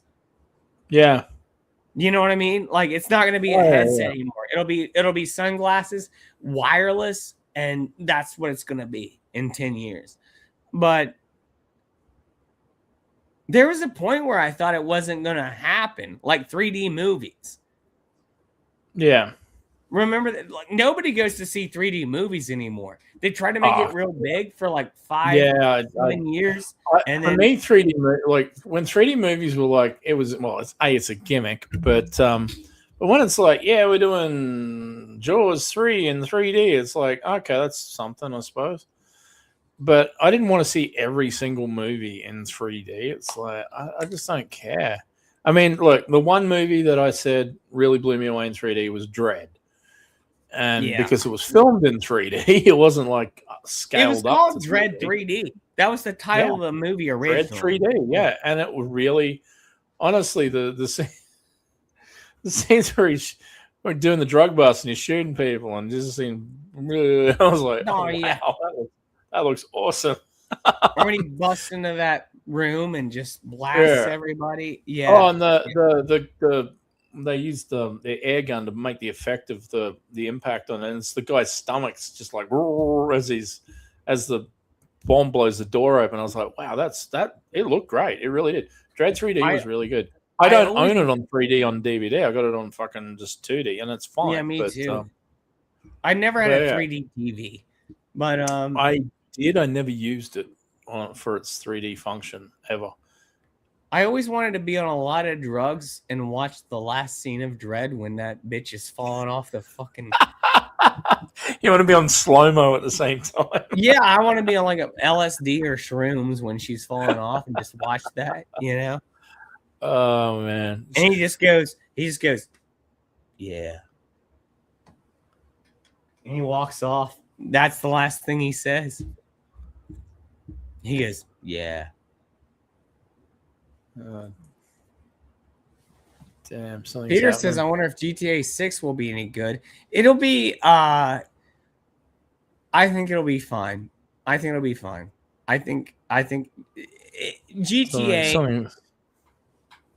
GTA is like pizza, you know, like I think me and you agreed though 4 sucked. Didn't we say that the other night? Are you frozen? Can you hear me? Yeah, you're really roboting. I don't know what's going on. You're roboting. I'll come back.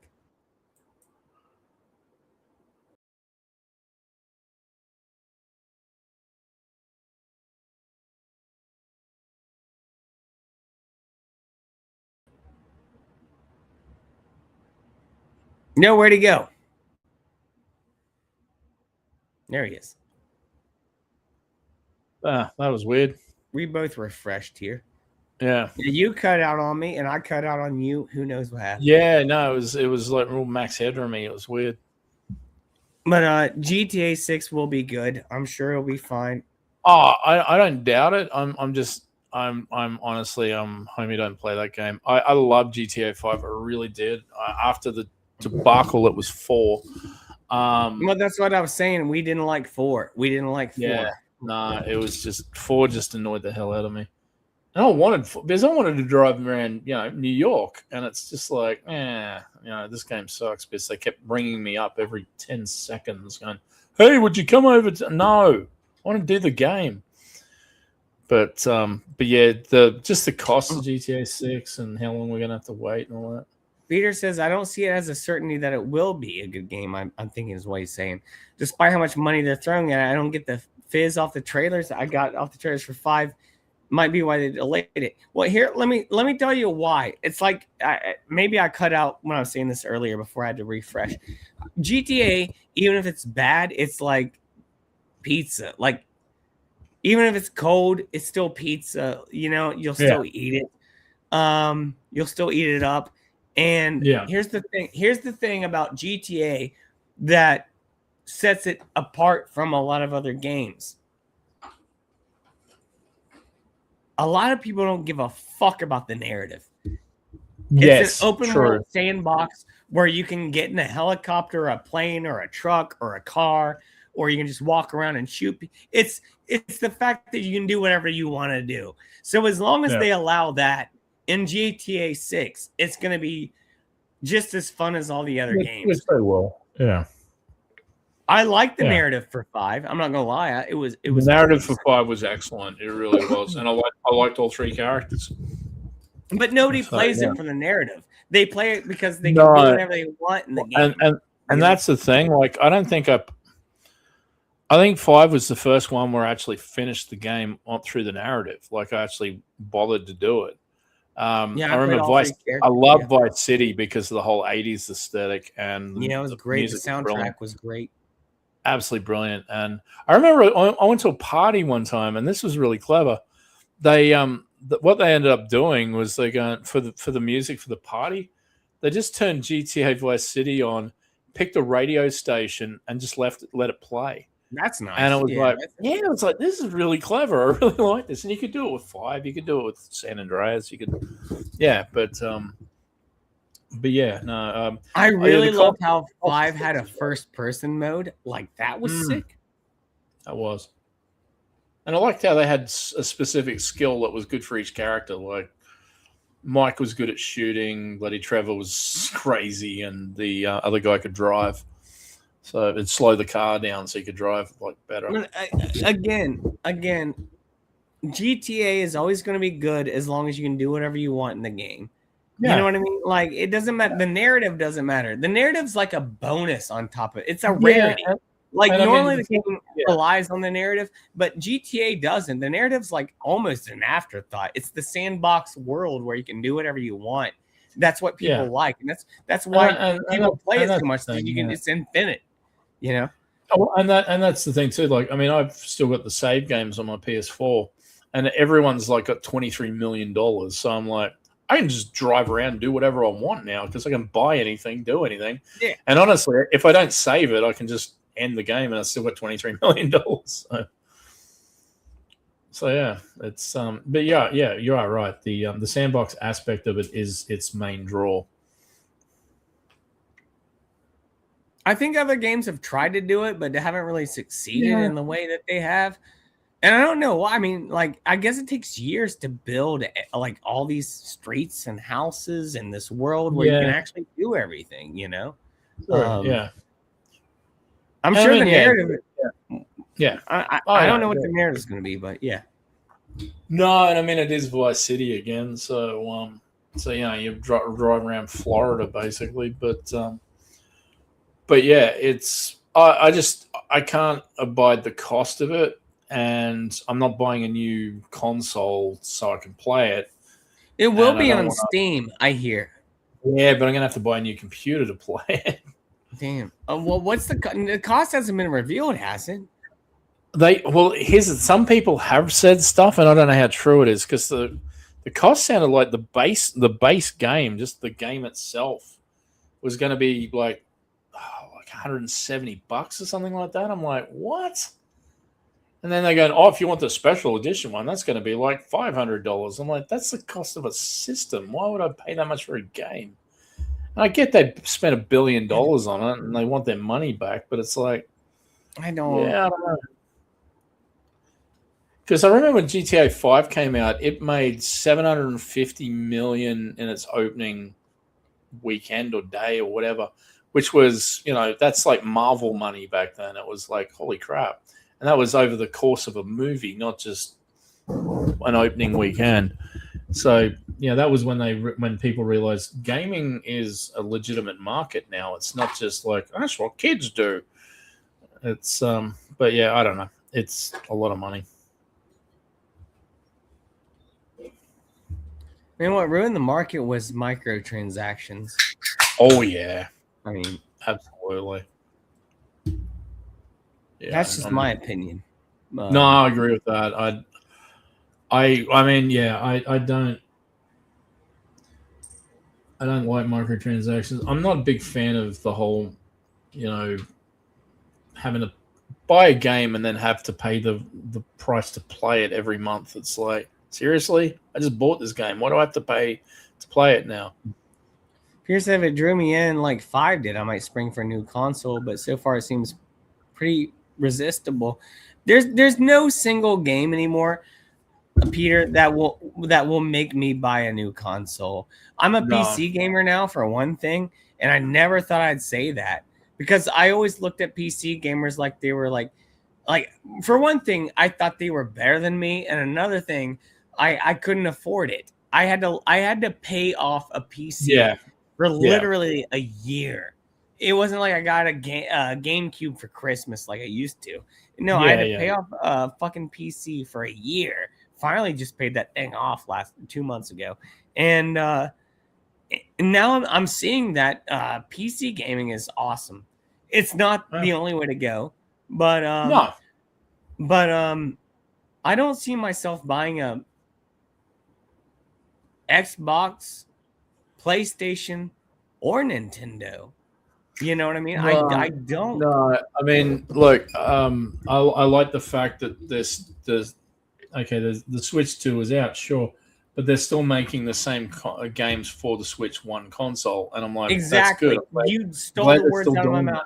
Yeah, because I don't want to buy a Switch 2, but I don't want to pay like $700 Australian for something that's it might be a bit better than the one, but I don't like the whole non-physical media thing either. Not only that, but these consoles aren't launching like they used to. They used to launch with like flagship title games. Yeah, you know, that you're like not just one, but like multiple. Yeah. And they would come out throughout the year. Now a new system will come out, and they're like, "Hey, you'll get this new game in 3 years." It's like, what? Oh yeah. A lot of people bought the Switch 1 because they heard Metroid Prime 4 was coming out for it. Back when the Switch 1 came out. It just came out last month. How long has the Switch been out? 7 years? I remember when every Assassin's Creed game came out, and it was like, yeah, you can buy it with the console. It comes with a big statue and all this stuff, and it's like, I don't think they do that anymore. I don't think there's a game like that. There's a new Assassin's Creed game every 6 months. So I mean, yeah, it's not like Metroid where it's like every 10 years. I know. I only played a couple of them, and dude, they went crazy with Assassin's Creed, dude. Yeah. I swear, dude, they were making them so fast. I didn't even know which the newest one it was. And then like they were coming out every 3 to 6 months. I swear, they were. I swear they were. Felt like it. Yeah. Because I think the first Assassin's Creed game I played was whatever the one that's set in the French Revolution, and I was like, yeah, this is pretty good. And then suddenly it's like, this one's coming out soon, and it's set in bloody Britain during the I don't know when it was set, bloody Industrial Revolution or something. I'm like, but I just got this game. I haven't finished running around France. It's like I finished 1 and I played 2. And 2 was exactly the same as 1. And then the new ones came out, and they were on free Game Pass, so I downloaded them and play them. And it's all the same game, dude. It's if you like it, I guess that's awesome. Sure. It's not for me. It's. But I put that in the same category as Call of Duties and that. It's like, yeah, you could buy one of them and you go, I've got that game. That's all I need, because the next 6 games are going to be exactly like this one with just different skins. They come out. So Call of Duty they used to, I don't know if it's still true. They used to have 2 different companies that would produce them, Treyarch and Activision, I think. Yep. And they would alternate every year. So one would take a couple years to develop the other one. And so they could put out a game every year. And that's where you had Modern Warfare and Black Ops. One was doing one, one was doing the other. And it got so, like, they come out every year. Like, how can you even get good at something? And, like, I guess it gets so old that everyone just looks for the next thing. I don't know, dude. But I was bored by that stuff. I'm just like, I don't need a game. I'm not ragging on people who play these games, but FIFA or Madden, where there's one every year, and it's like, I get it. If you love gridiron or you love soccer, great. But is there a massive change other than maybe uniforms between Madden 2006 and Madden 2005? You know, it's like, I'm glad you bring this up as a hockey fan and a huge oh, fan yeah, of NHL used to be the hockey games, dude. I stopped buying those games, dude. First of all, they used to be a lot better. Second of all, it's what you said. It's the same game year after year, and all they do is put a new number on the back of somebody. yeah, You know, like that's literally it. It's and they haven't even perfected the hockey games, by the way. They're not even they're horrible. They're so sluggish to play, and there's no competition. There used to be a 2K game that would come out alongside the EA Sports game. They don't do that anymore. So there's no competition. So the EA Sports can just keep putting out the same fucking shit every year without having to make it better because there's no one there's no competition to it at all. And a few years those 2K games are actually a little bit better. But the game the hockey games themselves, they're so sluggish, unresponsive. Everything you do feels like it happens 3 seconds after the fact. And it didn't used to feel like that. It did not used to feel like that. It used to feel like crisp and smooth. NHL 09 and NHL 11 were the best ones they ever put out. I think 09 was the best one. But it's just like every year it's just the same thing. They'll say, "Oh, we got AIQ." It's like AI with an IQ is what they're saying. Yeah. That's okay. Isn't that just called computer player? Like, are you retarded? I don't understand. Like, you're making up terms for things now. You know, you're not implementing anything that makes the game better. And again, I don't know about other sports games, but specifically with the hockey games, their controls have become so sluggish. Now, they're probably trying to make it seem like you got more momentum. It doesn't feel good. Nobody likes it. Nobody likes it. Nobody. It's you don't feel like you have control, is what I'm saying. Yeah. Shit games. Very, very shitty games. Yeah. I haven't bought an NHL game in 4 years. Aside from racing games, I don't think I've ever liked any sport games, especially a team sport, because I'm just like, I got to jump to that guy. I got to jump to that guy. I got to jump. It's so yeah. I did play some cricket games when I was younger, and I'd rather play the sport than actually play the game. I didn't even know they made cricket video games. They did back on the PS1, yeah. Ricky Ponting and fucking whatever, yeah. They're okay. Cricket's actually a lot easier because it's like you're bowling or you're batting, so it's like, not too hard. Remember when Casey Jones had a cricket bat and Ninja Turtles? Everyone in Australia freaking loved that scene so much. I remember seeing that at the cinema, and the whole audience just went crazy when he pulled the cricket bat out and hits him and goes 6 runs. I was like, I didn't even know what. I still don't know what it is, but I just remember that because it stood out. Hitting the boundary on the full 6 runs. But yeah, it's so good. I love that movie so much. It's like almost a perfect comic book movie.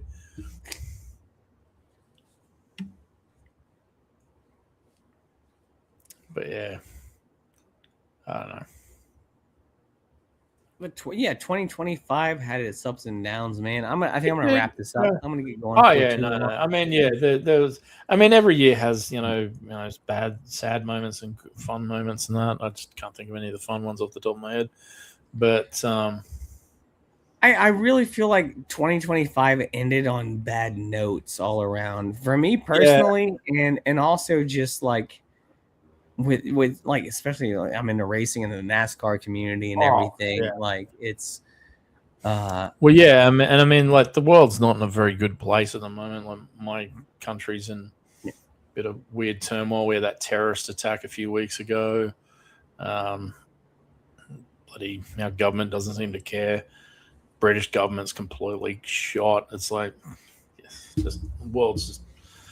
But once again, it's out of my control. So I'll just do me, and that's about it. So. I agree with you, man. Where it's just another day, just another year. Yeah. But if you can actually get in the mindset of like, I guess fucking like, I don't know, we lose it all pretty early on. That's why New Year's resolutions never work out. But no. Really trying to get a good mindset to make things better. Absolutely. I guess it's better than not doing it is what I'm saying. It's you know what, it's better than not doing it. And as I said, like I think New Year's resolutions are always destined to fail because you do it for the wrong reason. It's like, I want to do this for the new year. It's like, don't do it for the year, do it for yourself. And this, people mistake one thing from the other. But yeah, like as I said, I started what I wanted to do a month ago, and I got all my work done on eBay like last week. So I really could start the new year with like I'm ready to go. I'm chomping at the bit. Yeah. So I'm like, all those people buying stuff, give me money. But yeah. This is something I actually wanted to ask you personally, but I mean, you don't have to answer this here if you don't want to, but like,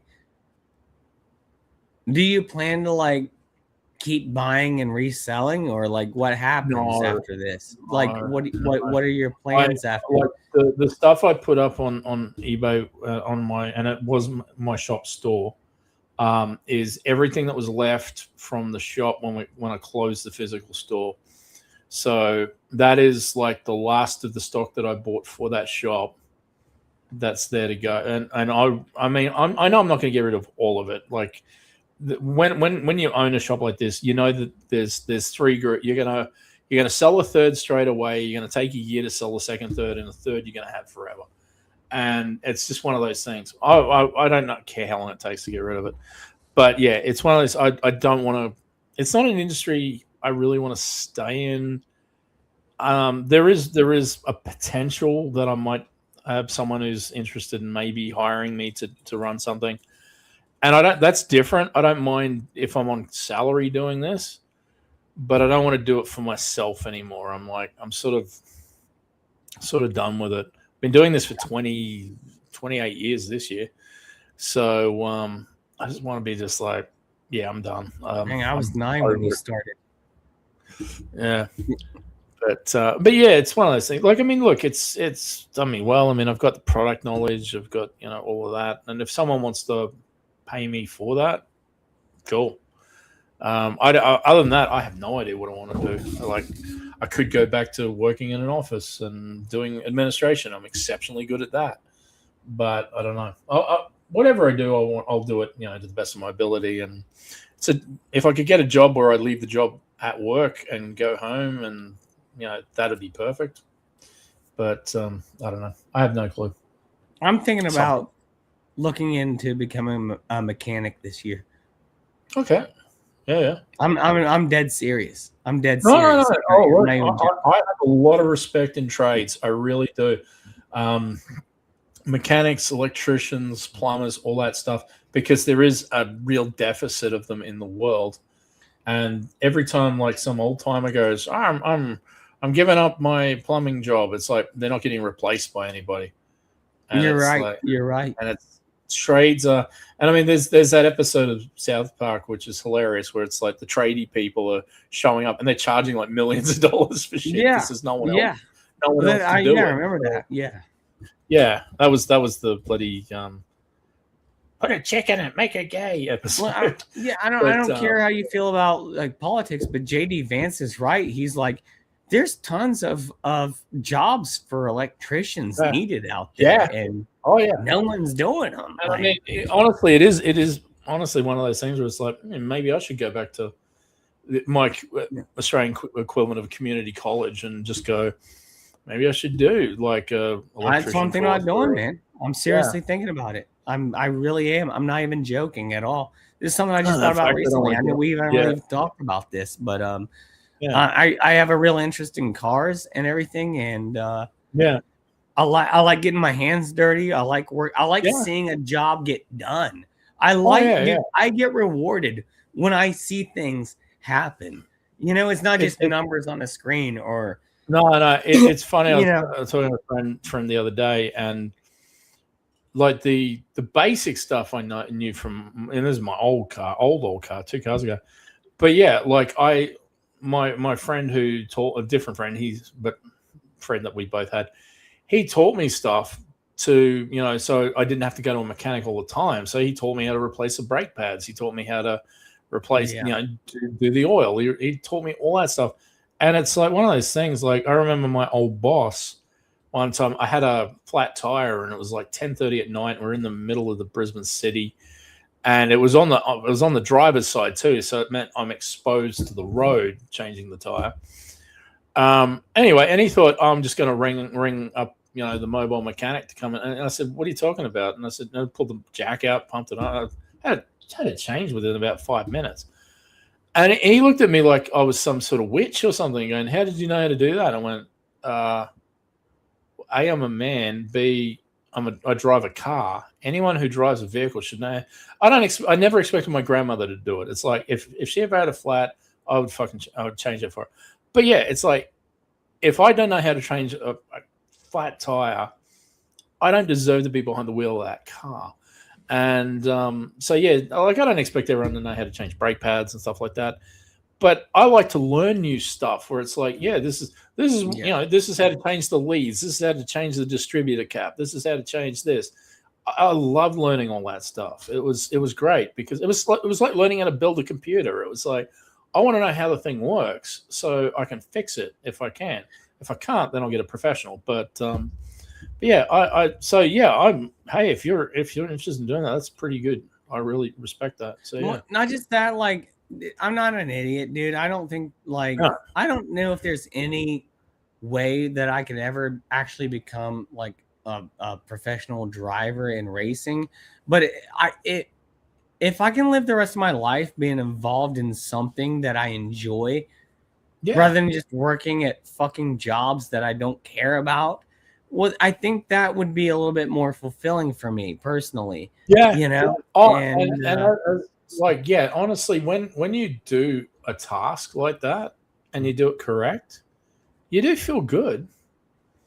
Like I mean, it's one of those things. It's the first time I changed the brake pads myself on my own, I was just like, and of course it was like I had to do all four, so it's constantly jacking one tire up, pulling it off, putting the brake pads on, putting it back, next one. So it takes time.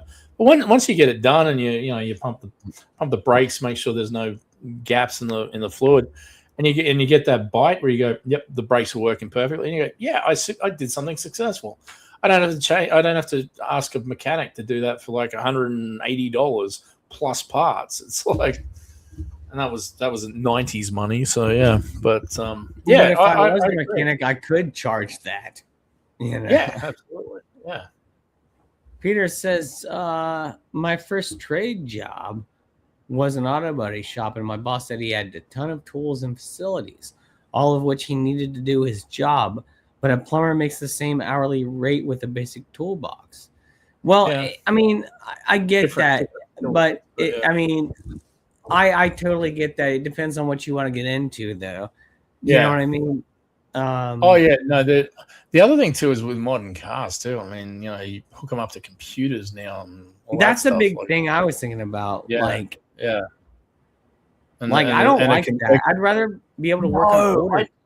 I don't. I mean, it's funny. Like, I mean, look, I'm Australian, so I love Mad Max, but it is one of those things where it's like, you look at those cars and you go, there's there's electrics in it, sure, for the lights and things like that, but that's about it. Other than the spark plugs to start the engine, everything else is just completely like, yeah, you can fix all of that without needing a computer. And it's like modern cars, like every time modern cars come out and I look at all the new tech, it's like it's got rear cameras and it's got this and it's got that. I'm like, yeah, it's great, but that's just more stuff to break. Yeah, and also like failure. Like Tesla and Subaru, which my parents have a Subaru. When those parts fail, you can't just buy any part. They have now monetized it to you have to buy their parts. You can't go anywhere else. Yeah, you can't get. It's like generic, iPhone. Yeah. It's like iPhone, where like other parts aren't going to fit on it. You know what I mean? It's. I mean, we both have cars that are really good with parts, like Toyota and Ford. It's like I don't have to worry about parts for my Ford. It's like no problem. I can get a generic part from my Ford and it'll fit and it'll work. That's what I'm saying. But these newer cars, they've made it so it's like you have to buy our stuff. It's like Nintendo. Yeah. I mean, if I want to drive a car where I have to buy the specific part, I may as well buy like a Ferrari or a McLaren or something. It's like, which I can't afford. So. Well, my parents have a Subaru. It's not even that expensive of a car. Yeah. It's like one of them little hatchback things, that it is what it is. It's not a great car. Yeah. My mom loves it, but me and my dad don't. But anyways, she's like, I can't even get my windshield wipers from an AutoZone. Like I have to get them from Subaru. That sucks. That really sucks. Yeah, that's what I'm talking about, man. Like it's one thing to say, oh, you need a specific part for your alternator. It's like it's another thing to go, oh, well, I can't.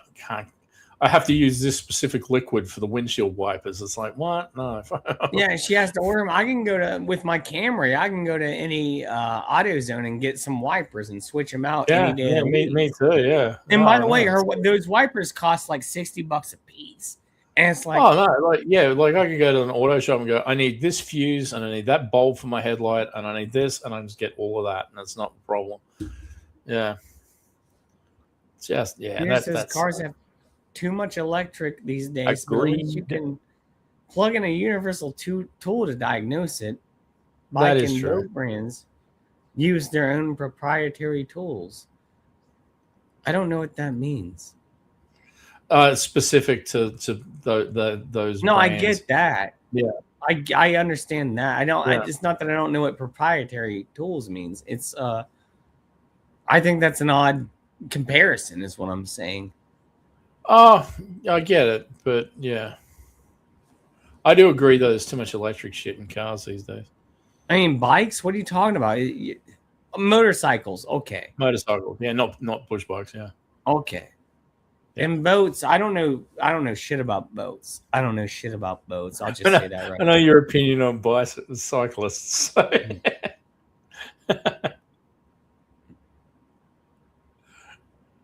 Yeah, I don't know shit about motorcycles at all. Or boats. Honestly, like motorcycles, they're cool. But yeah, I'd be too scared driving one. I'm not scared to ride a motorcycle. I'm scared to ride a motorcycle on roads in public. Around other cars and stuff. Yeah. Because if someone hits you, you're dead. I mean, or if you're not dead, you'd wish you were. Like, yeah, I mean, nah. If I can't have the motorcycle from Robotech that turned into friggin' body armor and I could fly off and missile people, I don't want one. So. My uncle, who was a surgeon, cured me of wanting to ride motorcycles. He told me stories about when he was, doing his residency, and I'm like, yeah, okay, I don't want to do that anymore. My biggest fear is having like that motorcycle from the Freddy Krueger movie. You know what I'm talking about? Why? I don't know. Which one was that? Don't look it up. Yeah. I'm not looking at it. But basically, this guy gets on his motorcycle, and Freddy Krueger is the motorcycle. Oh, right. Okay. He throws all the wires into his hands and his face. He burns them into a skull. And he becomes like a ghost rider going down the highway. Right. I don't remember that one, but yeah. It's terrifying. Don't look it up. Don't. Nobody watched that scene. But I love Nicolas Cage's Ghost Rider going crazy as his face is burning off. Yeah. Good on Nicolas Cage. Apparently he has his own tomb made already. It's in the shape of a pyramid. That's where he's going to be buried. Of course it is.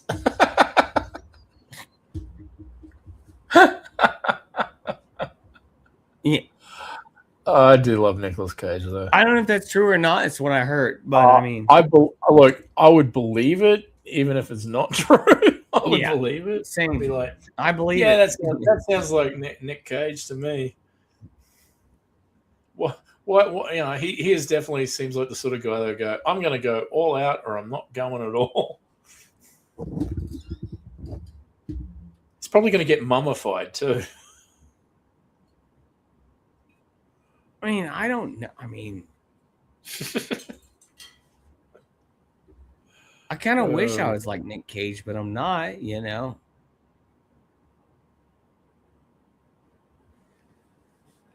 Yeah, I don't like street bikes either, Peter.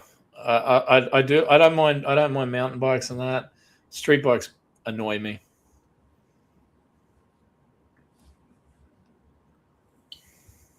So all these bumper stickers, watch out for motorcycles. Dude, the people who ride motorcycles are the most reckless motherfuckers on the road. Yeah, they should be watching out for us. They dodge in and out of traffic. They drive between cars. You know, I rarely see motorcycles actually obeying the law. You know what I mean? And I guess that's part of it. All we're outlaws. But don't tell me to watch out for you. Yeah. When you're the motherfucker causing the problems, you know. I did give motorcyclists a wide berth though. I know I do because I don't want to kill anybody. No, I don't hurt them. And of course, I give them all the room. I don't want to be. I don't want to be the reason why someone dies. And if they're a member of a club, I don't want them coming after me. So, no, yeah. So I give them all politely a wide berth. Go, there you go. The road is yours. Now, I'm not even really talking about Harleys. I'm talking about those Kawasaki's, those crotch rockets that fucking go in and out, you know? Yeah.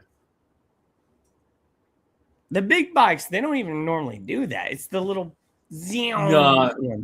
Well, they're not generally those guys aren't in a hurry to get anywhere. They're just like, I'm riding, I'm having fun.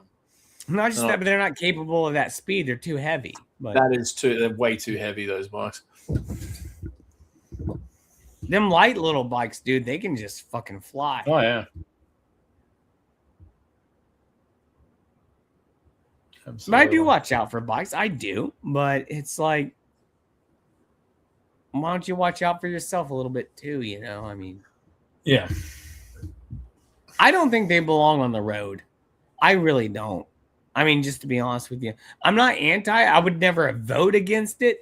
But I mean, I just think it's so dangerous to just be fucking riding around with semi trucks and fucking, you know, they're like 40,000 pounds. Oh, yeah, I gotta say, when a semi goes past at a ridiculous speed that they're not meant to be driving at, and my car rocks, I'm like, imagine that going past a bike. It's like just getting ripped off the damn thing. It's like crazy. That's all I'm saying. I'm not against it. We got road trains in this country, which is like fucking huge trucks. So yeah, road trains. Yeah, imagine a semi trailer that has like 4 trailers, and it's full of cows. What the fuck are you guys doing? I don't know. But yeah, I mean, I'm fortunately I'm never out in the outback where those things travel. But it's like, but I have had one go past me one time, and it's like it's not pleasant. Cows are just eyeballing you, going, "Get out of our way!" Dang, dude. They're gonna have self-driving cars for too long. That actually frightens me. I don't like it. Well, you remember in Iron Man 2 when he gets hit by that truck, it was intentionally a self-driving vehicle. That way they didn't have to write into the script that someone almost killed Iron Man. It was a cop out. Same with they had those things in Logan as well. What, Rabbit? Rab? Rab's like, look at me, I'm here. But I don't trust self-driving vehicles. Like, the human component is something that gives me comfort knowing that someone's in charge of it. So, if there's an accident, it's like, well, they probably did their best to avoid the accident. Not always. I mean, there's that semi truck earlier that killed those 3 people. But here's my thing, dude. When I worked at UPS, and I've talked about this on Hoffcast before, they had these self-driving vehicles there, completely autonomous, and they had the right of way, is what they told us. They said if it hits you, it's your fault. Yeah, how about that? Bullshit. I call bullshit on that. Yeah, I call bullshit. Yeah, I call bullshit. They said that these autonomous machines have the right of way. I showed you those things. I'm pretty sure those Crown. They would drive along and pull the items that were heavy. Yeah, they worked pretty well. I never heard of anyone getting hit, but the fact that you had to dodge them. Yeah. Yeah, if they don't have sensors or cameras that'll go, there's sensors and cameras. There's a pedestrian there. I should slow down and stop, instead of I'm going to run you over because I've right away. They have sensors and cameras. They have big red lights that come out. They mapped it. Yeah. My problem is, Tony. Me and you both have owned computers for years, correct? Yep. Do they glitch on occasion? Of course they do. Do they cut out every now and then? Yeah. You have to restart them? Or they might go wrong and you have to restart it? Well, it's a computer. Yeah. Or they cause Judgment Day. Yeah. That's what I'm saying, dude. If those things had guns on them, we'd all be fucking dead. But I heard some dipshit a few years ago put a Glock on a fucking drone and he goes, look at this, it fires bullets. Because that's something we needed.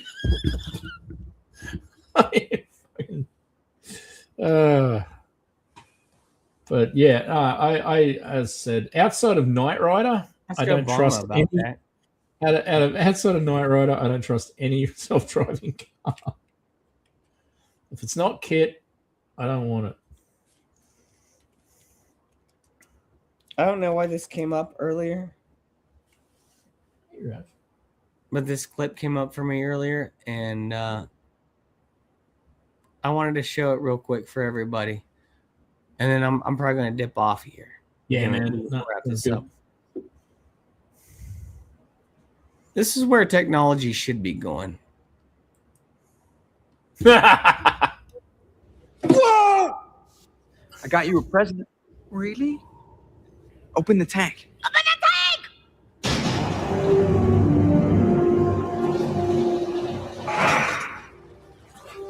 Are those sharks with laser beams attached to their heads? Cool. You mean I actually have frickin' sharks with frickin' laser beams attached to their frickin' heads? You're the best evil son an evil dad could ever ask for. I love you, Dad. I love you, son. Touching moment. Hey.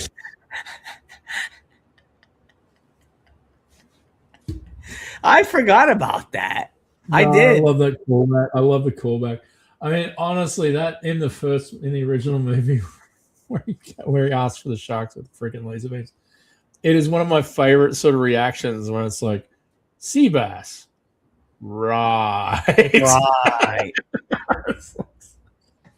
They are. I think that came up because I was watching a lot of So I Married an Axe Murderer clips. But yeah, I also love how the sharks just have duct tape with fucking laser beams.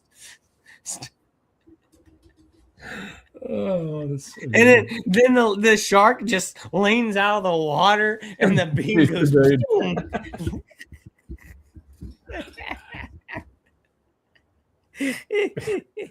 I'm going to call it the Alan Parsons Project.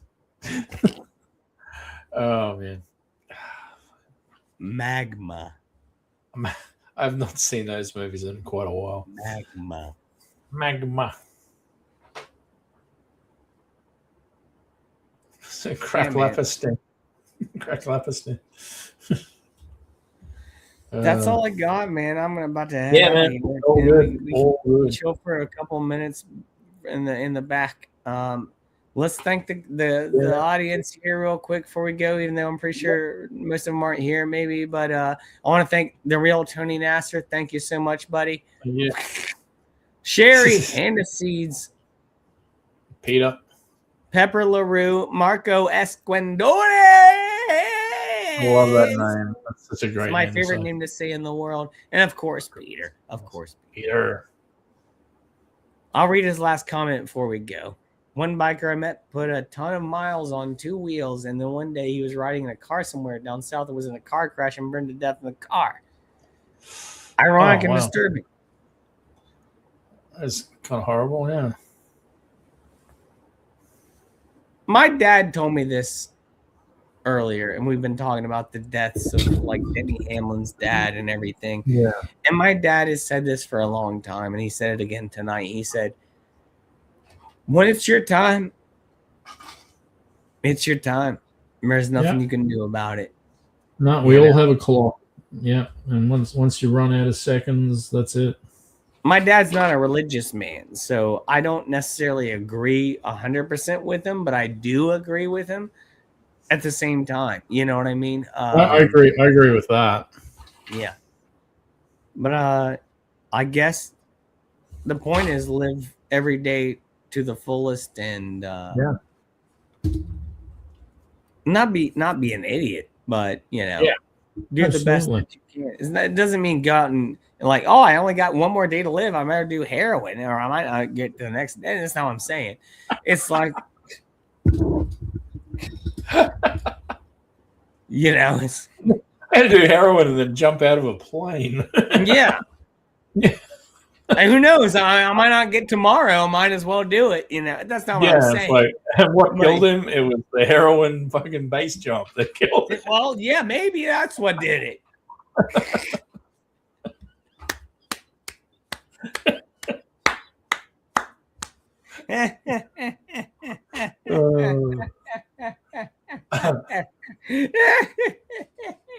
There's a balance. His life like there was no tomorrow. There is a balance. There is a balance, Tony, that you gotta kind of have there. You gotta I think the thing is you have to appreciate every day, but Absolutely. You don't have to live every day like there's no tomorrow. No, I think you just appreciate every day, and I think every day is a gift. Yeah, every day is a gift. Yeah, I don't think. I mean, look, Tony, if you want to do heroin and jump out of a plane, you better film it for us. But I don't want to do either of those things. I always like that. I think it's from Kung Fu Panda actually, where he says every day is a gift. That's why they call it present. Okay, well that's kind of. I kind of like that. That sounds like a Gary Busey quote. Except he's got those big chompers. I was like, yeah. I love Gary Busey though. Me too, man. I love Gary. I hope Gary has a great 2026. Me too. I hope everybody has a great 2026. Yeah, man. We'll fly to the backstage here. I'm gonna get going for too long. But what a great show. Thank you so much for being here, Tony. Thank you to everyone in the chat.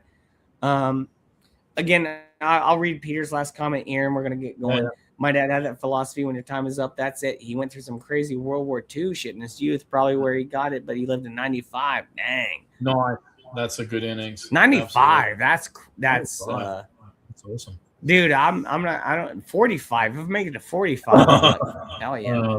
Yeah. 60, but yeah. Yeah, thank you so much, Tony. Always appreciate you being here, and I appreciate you as my friend. And I hope you have a great 2026 as well. Thank you. You too. It's not goodbye. I'll see you in just a minute, and then I'm gonna hang it up. But yeah, I just want to be formal about everything. And anything else before we head out? No, I'm done. Check out Gone Lug Nuts. Yeah, the other channel. Yeah. I'm not gonna put a link in there or anything, but yeah, I do have another. I should have done it like 10 minutes ago. All right, it's all good. It's all good. Peter says, "Good hanging out with you boys. Happy New Year. Happy New Year, you Peter." And yeah, the last thing I want to say to you before we head out, man, is fuck you, nigga. Peace.